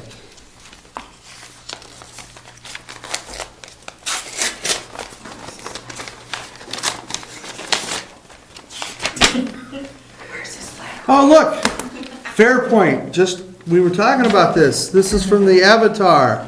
Fairpoint Appeal. Dear board members, as you know, Fairpoint has filed a lawsuit in most towns across the state, with several of them being our clients, as the court has chosen to consolidate all these hearings in the Merrimack County Superior Court. We felt it extremely important to communicate with you our concerns, as well as to request to consolidate all of our appeals with one law firm to minimize the cost and time involved, especially in our time dealing with the many different attorneys. As such, we have contacted several attorneys who we have worked with in the past, who in our opinion are very qualified, to see if they would be interested in representing all of our towns. This would minimize legal costs as well as costs for our time, as we would not be meeting with several different attorneys and repeating defense.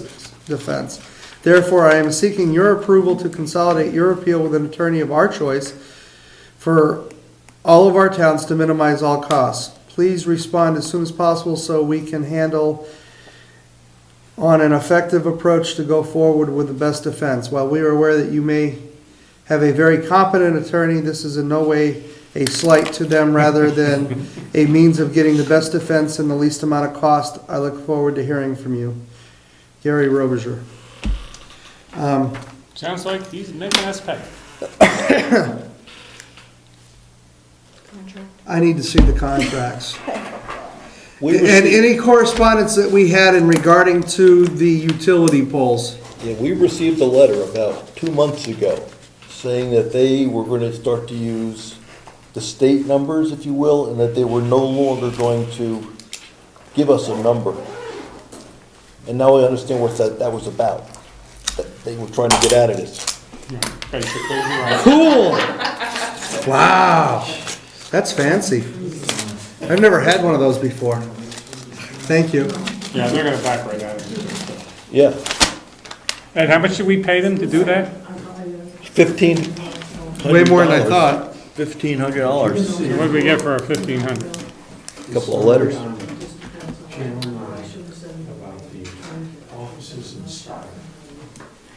Hey, Eddie, Yes, sir. this is yours. Barrier between herself and the aggregate. This is an approval for construction. It's more for the town.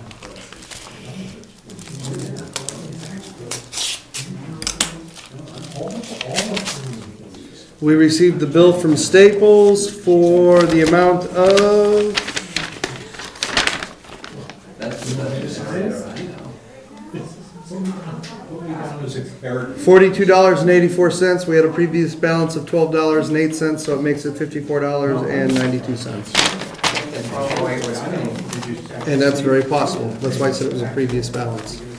So do we want to approve this tonight and give it to Mary Lou so she can get it Yes, processed? you mentioned it on the tape, I guess we should.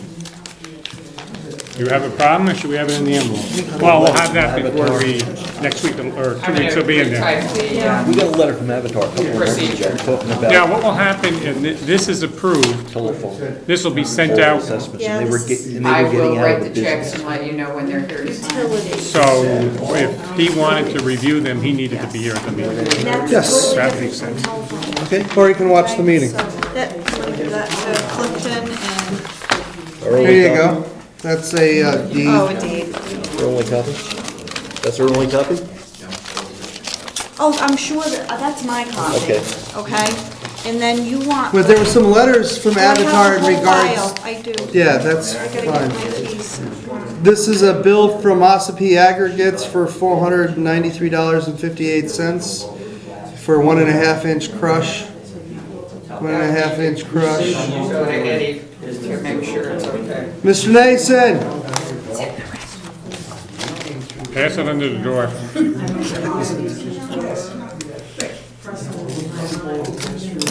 we received something from C.C. Pinkham. We received a thank you. It says, pleased to think that I was following the contributions my family made to the town since 1912 when my grandmother purchased property on the lake. Oh, I'm sorry, I read it out of context. I read top to first. It says, gentlemen, a very belated thank you for the letter you wrote this summer regarding my wife and me. From the day that we moved to Brookfield until Ann's death, we were involved with the town affairs. To us, it was gratifying to help in a town that we love so much. I was also pleased to think that I was following the contributions my family made to the town since 1912 when my grandmother purchased property on the lake. Sincerely, Chris Pinkham. That was nice. Oh, look, another letter from Avatar. You're not going to stick around for Avatar's letters? Now I know you're opening them properly, so I can. I appreciate that vote of confidence. Dear board members, Northern New England Telephone Operations LLC has filed appeals in many, if not all, the towns that was sent a property tax bill last year. This was in response to the change in the state statute. As you may recall, in this letter you dated 8/18/11, Gary Robichaud, opinion that these appeals would be forthcoming. As these appeals are being filed in Superior Court, once you have been served, you should forward a copy of the order of notice and petition to the town's attorney. In order to avoid default, he or she must file appearance forms and written answers within a specified time frame. We would appreciate a copy of all correspondence as well. We recently received word that an order transferring all cases to Merrimack County Superior Court has been issued, which states in part, according the cases are transferred to Merrimack County Superior Court for further hearing. The clerks of the remaining counties shall forward all cases filed in their court which involve tax abatement petitions regarding utility poles to Merrimack County by September 24, 2012. As further information becomes available, we will post updates on these appeals on Avatar's blog at www.AvatarAssociates.com. Please do not contact us should you have any questions or concerns. So, wow, that came out 4 days before this other one did. So we need to send a copy of that thing to the town attorney right away. This, the actual, The this is subpoena. the law, Yeah. yeah, this is it, right? We need here. to send that to the town's attorney right away then. Okay. So apparently they have it. They're not gonna, and then we need, I guess they want all copies of, correspondence as well, but since we thought that they were going to be representing us since they are our assessors and we followed their advice. You might ask our attorney. Yeah, I think I'll Yeah, I be need all making the call to the town attorney. Do me a favor, also send a copy. Oh, she has that, I'm sure. I don't know if she keeps it. No, I would send her another copy of it. Okay, And I want to look at the file because I think Yeah. there was some I have more in Do communications. you have a key to the, I don't have a key with me to the file. Do you have a key to the I file? have it, it's in Mine's the out in my car. but- Yeah, Those oh, you got it. too. Oh, look, Monday, September 24th, if you, anybody interested in going to the school board meeting? Kidding, right?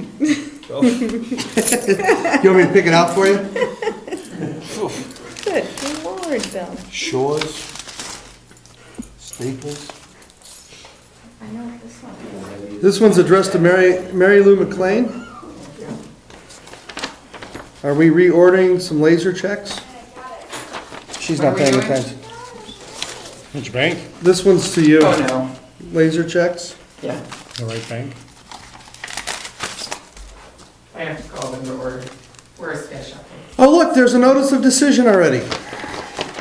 Northern New England Telephone Operations LLC versus the town of Brookfield. State of New Hampshire Judicial Branch Superior Court, notice of decision. Please enclosed, please find a copy of the court's order of September 11, 2012 relative to ordering transfer of cases.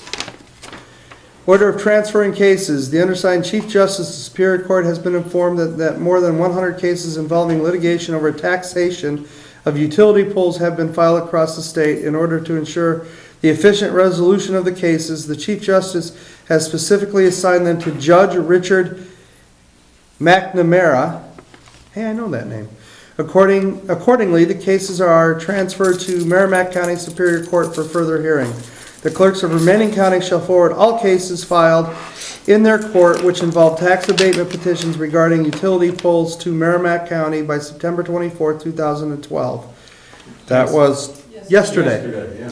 Each clerk shall provide a list of the identified cases with the docket numbers to the administrative office of the court, IT Department for Electronic Transfer. Judge Richard McNamara shall issue a structuring conference order as he deems appropriate. Clerk's notice of this order shall be filed with a clerk of each county. So ordered. envelope. Tina Nadua, Chief Justice. What's that? Save the envelope with the date we got it. We got it September 17th. And they want it the 24th. Not Yeah. much of a turnaround time. Oh, Tamworth Planning Board. What's going on in Tamworth? What's that? Yeah. Public notice, the Tamworth Planning Board will be meeting September 26th, tomorrow, 2012, at the Tamworth Town Offices to review personal wireless service facility applications for the property listed below. Reviews will begin no earlier than 7:15 p.m. Ambrose Brother Incorporated, care of American Tower LP. Location of proposal is Pine Hill Road, map 413, lot 13.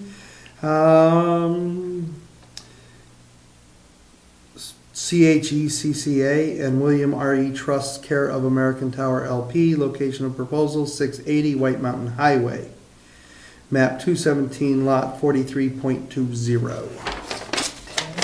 We don't, I mean, that's because of the regional impact, but We can see them from here. Tamworth? I don't know.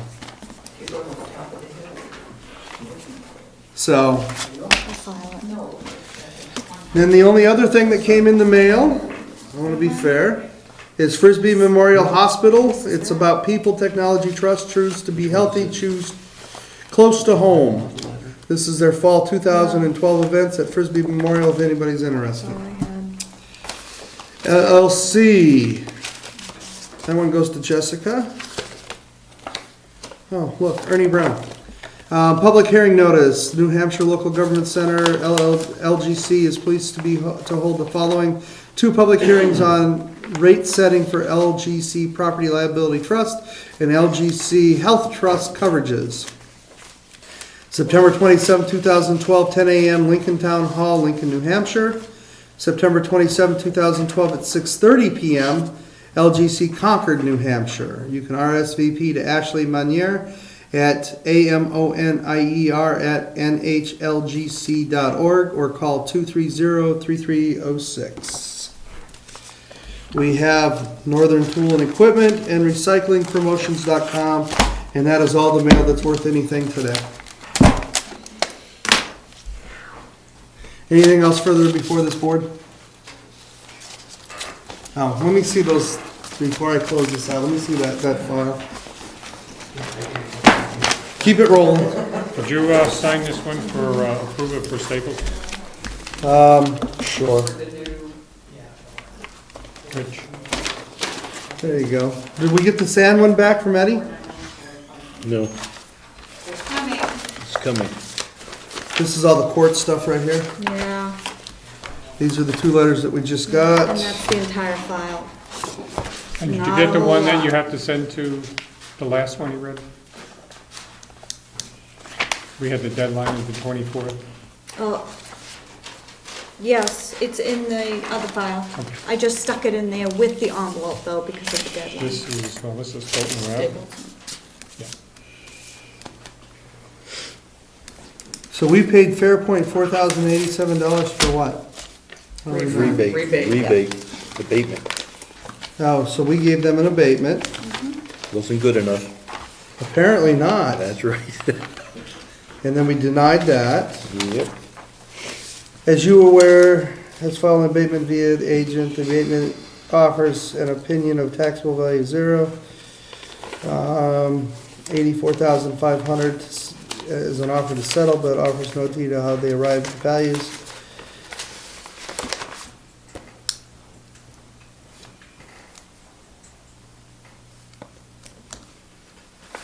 Okay, so we took that advice.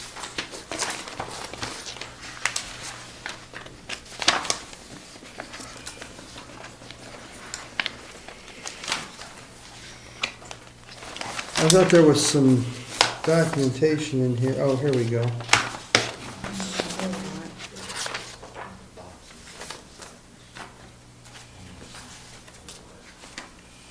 That was their valuation things. All right, as you know.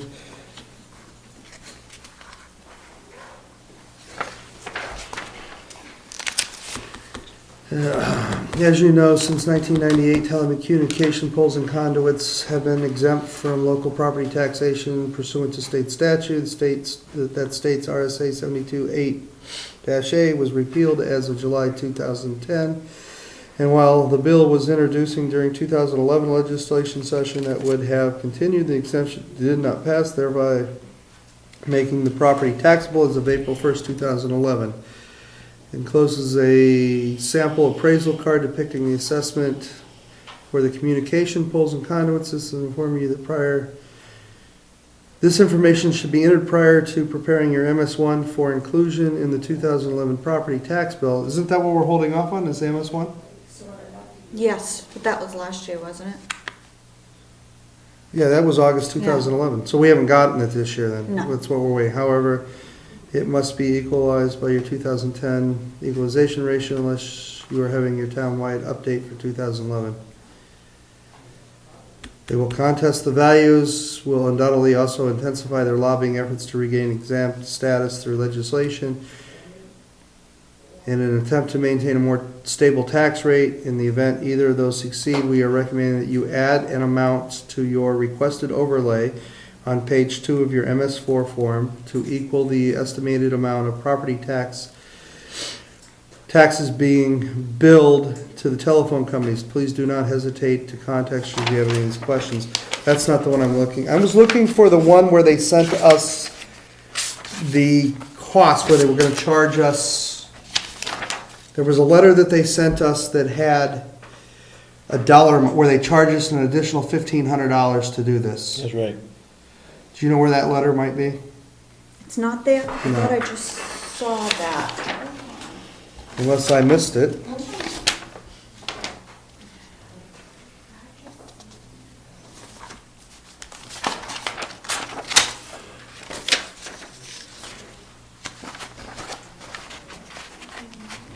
This is all the constitutional, this is the, yeah, from everybody. Do we have a contract with it where it shows that will defend our rates? That's what I'm looking for on that letter. This is our contract with them, a 5-year agreement.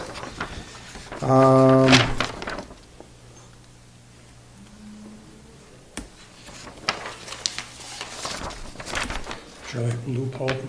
Yeah, that's what I'm looking for, to see if there's a loophole. Yeah, hold on, this is part of it. That's my correspondence to our town attorney.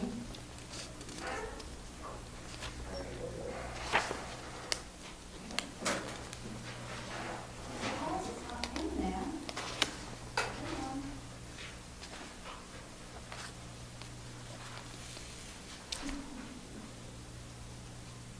Hang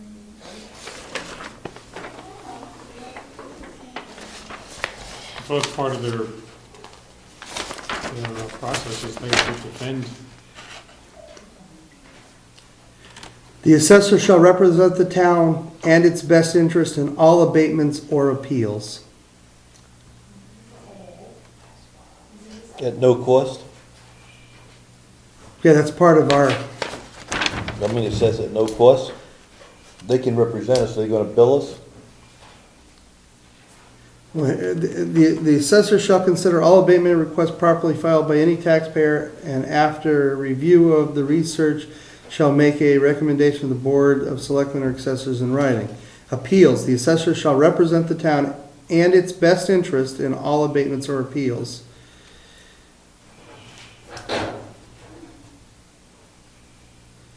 Miscellaneous duties and/or special assignments involving valuations shall be considered by the assessor if reasonable and time is available and cost is not economically prohibited for the assessor.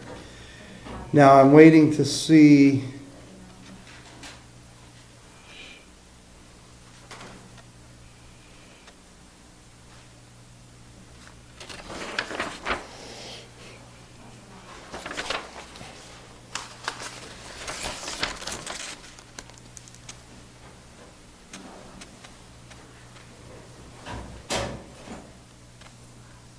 I'm gonna need some more time to find it. Time, everybody wants time. Okay, Oh, Bill, could I see your keys for one more minute? Sure. I They looked don't it up hold so it. I wouldn't forget. I know which one it is. Stephanie.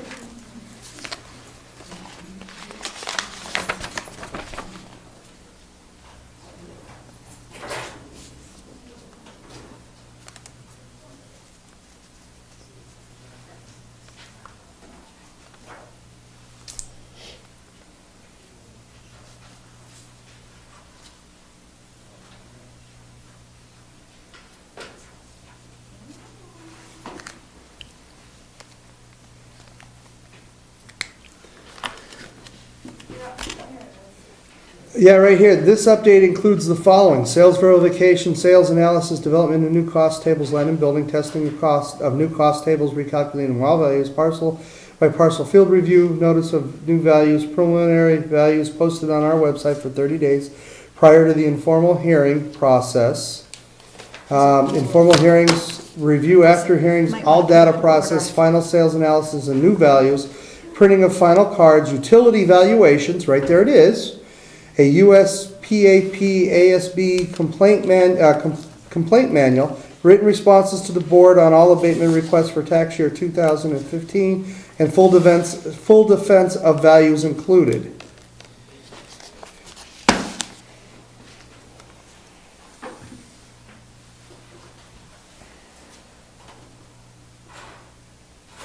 You know what they're gonna say? They're gonna say, let's leave it at 0, boom. There is no obligation by the time to do an update under this agreement. We don't have a problem with that. This agreement obligates the company to provide annual assessing needs, analysis, and plan, as well as associated costs to fix any inequities and unfair assessments discovered annually for the board's review and approval in the upcoming year by separate agreement as needed per DRA. So we all signed it. We all being who? The 3 selectmen that signed this agreement, which was dated 2010, so that would have been Clifton Camp, Craig Evans, and Ernest Brown. So in here, it says that they will defend and represent the town as part of this contract. And it does specify in this contract utility valuations, and this is a utility valuation, right? Utilities. There's a specific definition under utilities for what the utilities. Yeah, I know, and that's the loophole. That's exactly what it is.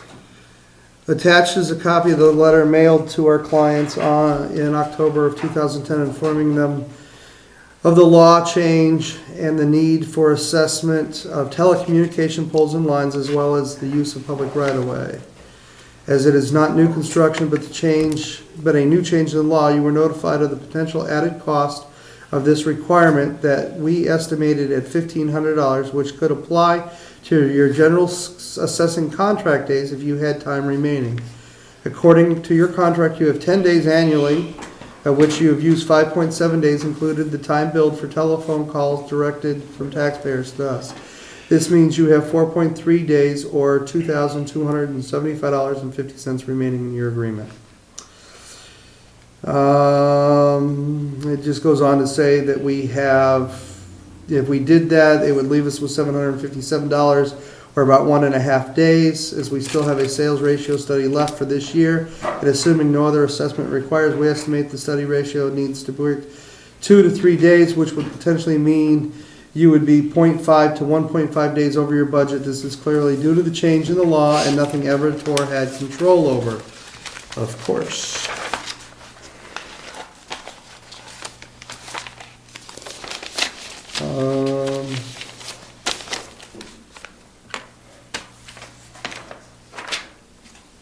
This is a letter saying that that talks about the HB 514 and RSA 674:39-AA, and that's in regards to the telecommunication things. What are you looking for? I'm looking to see if they gave us anything that says that this is separate from our contract agreement. Yes, they added more days to cover it, but because we accepted their evaluation and we utilized their numbers, are they responsible for defending us in court on this thing? Or does the town have to have its own payment to this? Are they gonna bill us for their time and effort? What did you find in the contract?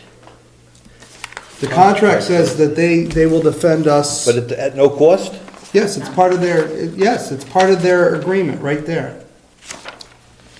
I mean, that's what we're looking for, the contract, right? But I wanted to make sure that the letters that they sent us in regard to this didn't stipulate that this was above and beyond that and would not fall under that.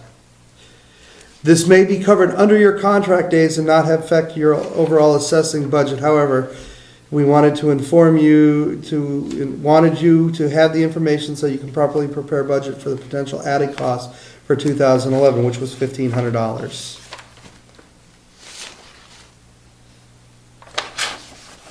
So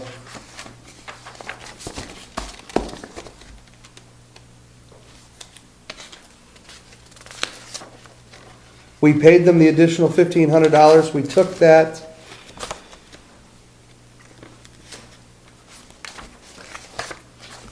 So I just want to know who's going to eat this. I mean, if we have to pay to have them, if we have to pay them to defend their evaluation on this, that doesn't seem right. If we took their evaluation, because we hired them to do the assessing for us, they should defend it.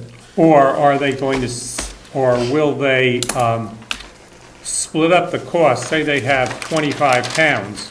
Are they going to charge us for each town, or are they going to say we're going to defend it and it's going to be split up by the 25 towns they represent? That could make a tremendous difference. We're gonna pay a lot of money. when it comes down to it, right? But are we going to split the cost with the other towns that they represent? If they go to court, are they representing, they go and they say, you know, they got 25 clients, are they gonna charge us 25 people for one hearing? I mean, that doesn't make sense either. Okay. Do me a favor, I need you to, when you send this information over to the town attorney, send her a copy of our assessor's agreement, send her a copy of all the correspondence from Avatar in regards to this to her, Yeah. so that and then I will call her on this. And once she's received this, she can call me back, and then I can get an informed opinion of whether or not Avatar is responsible under our contract to defend us and hold us, you know, to defend the town of Brookfield under that contract, or are they gonna be able to charge us additional fees? That's right. Additional fees. That's the question, right? That's the big question. How much will we get from them? I mean, is it worth, there's at a point where you say, wow, we're only gonna get $3,000, is it worth spending No, $5 actually, to get three? it's way more than if Well, we whatever the win, number. but I doubt if we're gonna win. Right.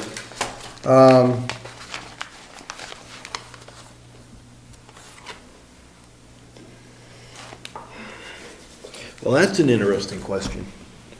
An abatement of $250,000, we abated $250,000. If we went to zero, we would not be sued. Yeah, So can we go to zero today and get out of this? No, okay. because these are from 2000, because it's already in play. Right? They wrote us a letter saying they weren't happy with our abatement. And they gave us an option to go to zero. We said no. We sent it to Avatar.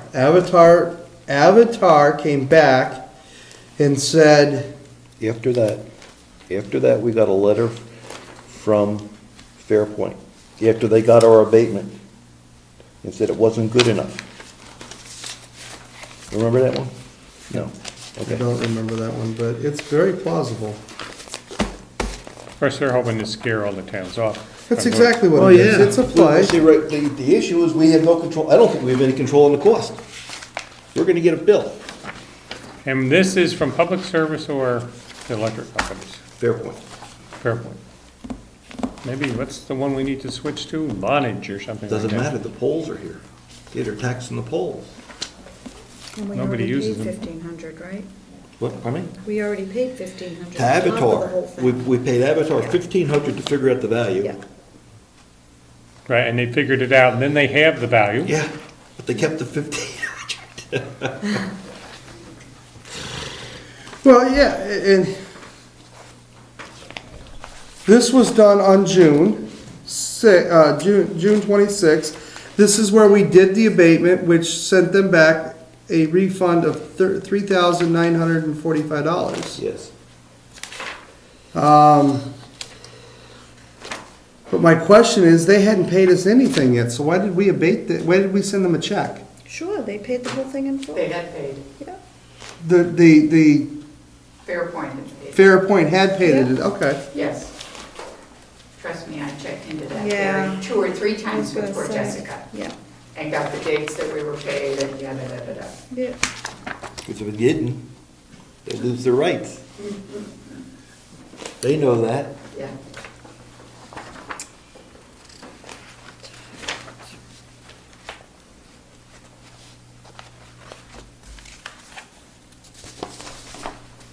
Well, I would like to know from Avatar, are they, first of all, we need to know if we're responsible for the bill, and for them defending it. And if they defended it, are they defending all of us at the same time and then splitting it between us? And how is it being split?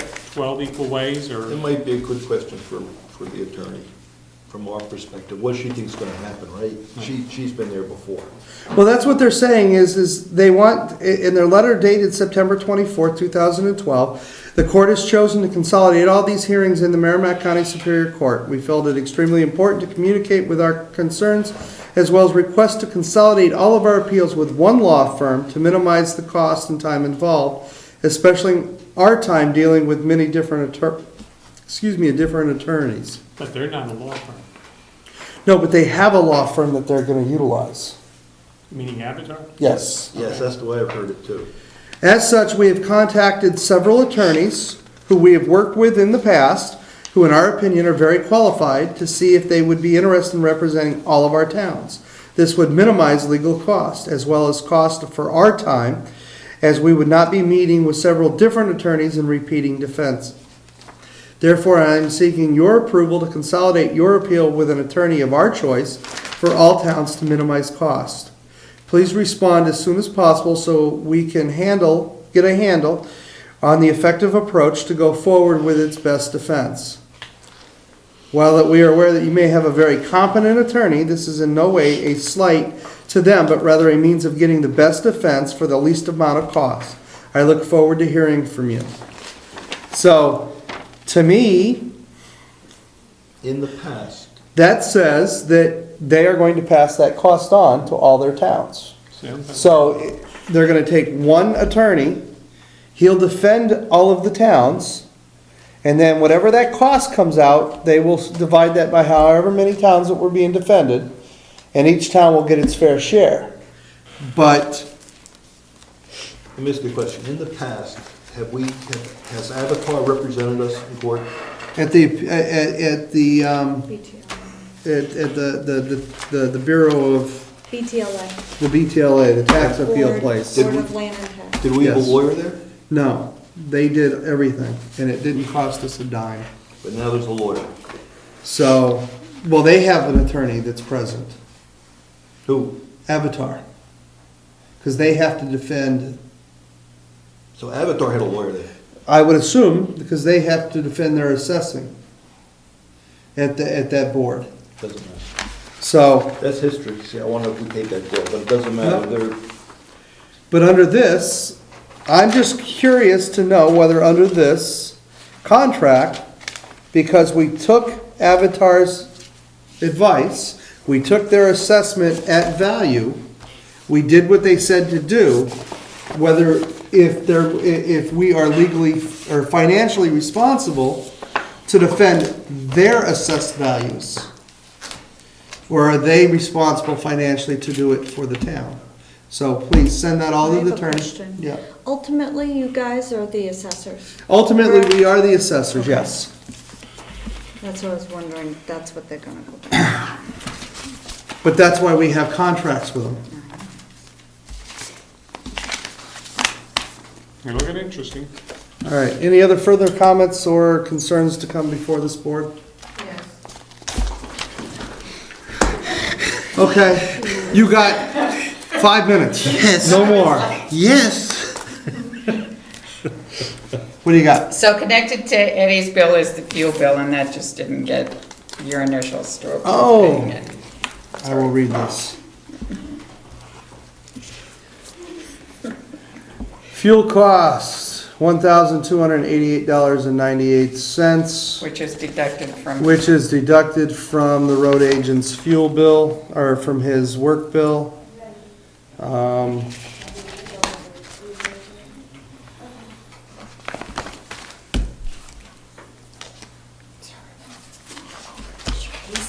Now it's done. I guess I have one short question. Yes, I want sir. to try to draft some guidelines for this employee travel. I think I've heard in the past that we do not want to pay for, we will not pay for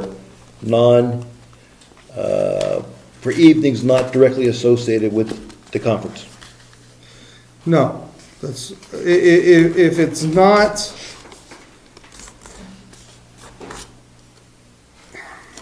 how do I say that? If it is not pursuant to town business specifically, then we would not pay for it. Well, you're not gonna make the argument. I get to meet with my buddies, and we talk over this and that. I learn more from talking to them the evening we set up than I do at the conference. But the night before the conference is not town business. That is their business where she sits, and I'm gonna use the one specific case, where she's sitting there Okay. doing their work for them. I'll try to put some words around that situation where that is before the conference starts. Now, after the conference when the conference is held, do we have any ballpark guidelines on how far we want to allow travel before we say we're not going to pay? I would take a look and see what other towns our size do. Well, also, we could look at the mileage, what mileage gets to a room rate. Well, that's right, there's a trade-off there, right? You have any input, Bill? No, I don't know the number, but I would think they'll get to a point. 46 cents a mile. How much? 46 cents a mile we pay. I should go 100 miles, that's what, $46. But they gotta go 100 both ways, so that's gets you up to 80, whatever it is, 92. Yeah. So 92. I know personally from my work, I have to go to a conference that is going to be about 3.5 hour one-way drive. So I'm gonna spend 7 hours on the road, and we are not allotted an overnight stay. Could they pay you mileage? They do pay me mileage. Well, of course, then these conferences are not usually at Motel 8 or 6 or whatever it is. They're usually at some exotic place that charge you $300 a night or something. Well, I have an estimate of, for Radisson in Manchester is 119. Well, that's not too bad. That's not too bad. Why don't you fill in the blanks? We'll just- Well, I guess I want to leave blanks. Yeah. I'll leave blanks and we can fill in the numbers. And should it be limited, what happen, yeah, I don't, what happens for, if they bring extra people with them? So what's happened in the past is that person pays for the extra. Do you mean extra people that are town employees or No, no, extra no. people like a spouse? Spouse. So what has happened in the past is that the employee has paid for the spouse, the extra that it would be. They're usually real clear on the conference saying that if you bring a spouse or another person, here's how much the additional would be. And Well, that's to go to the conference, but that doesn't cover the room, right? no, No, it covers that- the room as well. That covers their room. Okay, So they pay the And additional the for an employee has person. paid it. okay. So, you know, if it's going to be a 2-day conference, we allow an overnight stay. If it's a 1-day conference, we don't. Oh, wait a minute, why would we, if it's a 2-day conference, Depending on the depending by the on, mileage? There you go. depending on That- how far the conference is away from That's the the key. domicile. That's the key, right? Because if it's in the Balsams, even if it's a 1-day conference, And then you could have, figure in there, weather could be an issue too. Yeah, I don't know I'll when they try have to- these conferences, I'll leave blanks. yeah. So the other case I would give you is where I work, we do not pay the employee for more than an 8-hour workday. So, let's say Jessica has to go to Manchester, it takes her an hour and a half each way to get there, that's 3 hours in addition to the 6 to 8 hour. So what would Jessica get paid? Would she get paid for the 11 hours, or would she get paid for the 8-hour day? If you're paying mileage, you don't get paid hourly. That's not true. That's not true. No, sir. All depends if you're If, salaried. if She's not salary, she's an hourly employee, so she would get paid for her travel time as well as her mileage. That's law. Well, then we cannot automatically approve every seminar, because we've given, Carte blanche. go to anything, carte blanche, here we go, to anybody who wants to go to anything. And originally, how many years do we go back that people never asked for mileage or any of that stuff? And then we started with one, and now, I'm not saying that people shouldn't get it, but, it's grown drastically. I've never got mileage or an hourly rate to go to the seminars I went to. Just asked you to pay to cover the Right, cost. right, and that, Of the course. appreciate that. Yep, And you felt it. It was helped you as a person, I'm eating all right, so. so. I'll try. Okay. I'm sure it'll be revisited. I'm sure. Oh, Yes, ma'am. at the next meeting, we'll do budget. Talk Yeah, about yes, budget. ma'am. We're gonna start setting our budget meetings coming up at the next meeting, as well as discussing holiday schedules. Because if anybody's looked, that one of the selectmen's meeting falls smack dab on Christmas Day. Christmas Day. Short I saw meeting. that. I don't think so. I think we're gonna take the day off. We typically have taken Yes, we've typically, if that meeting falls on that Christmas vacation area, we've typically not done it. We've scheduled, because we're doing budget hearing meetings anyway, so we've done it. So, any other business come before this board? Hearing none? I make a motion that we adjourn. We are adjourned. Hasn't been seconded. I don't have to have a first and a second. All right. Don't even have to have a- Nice try.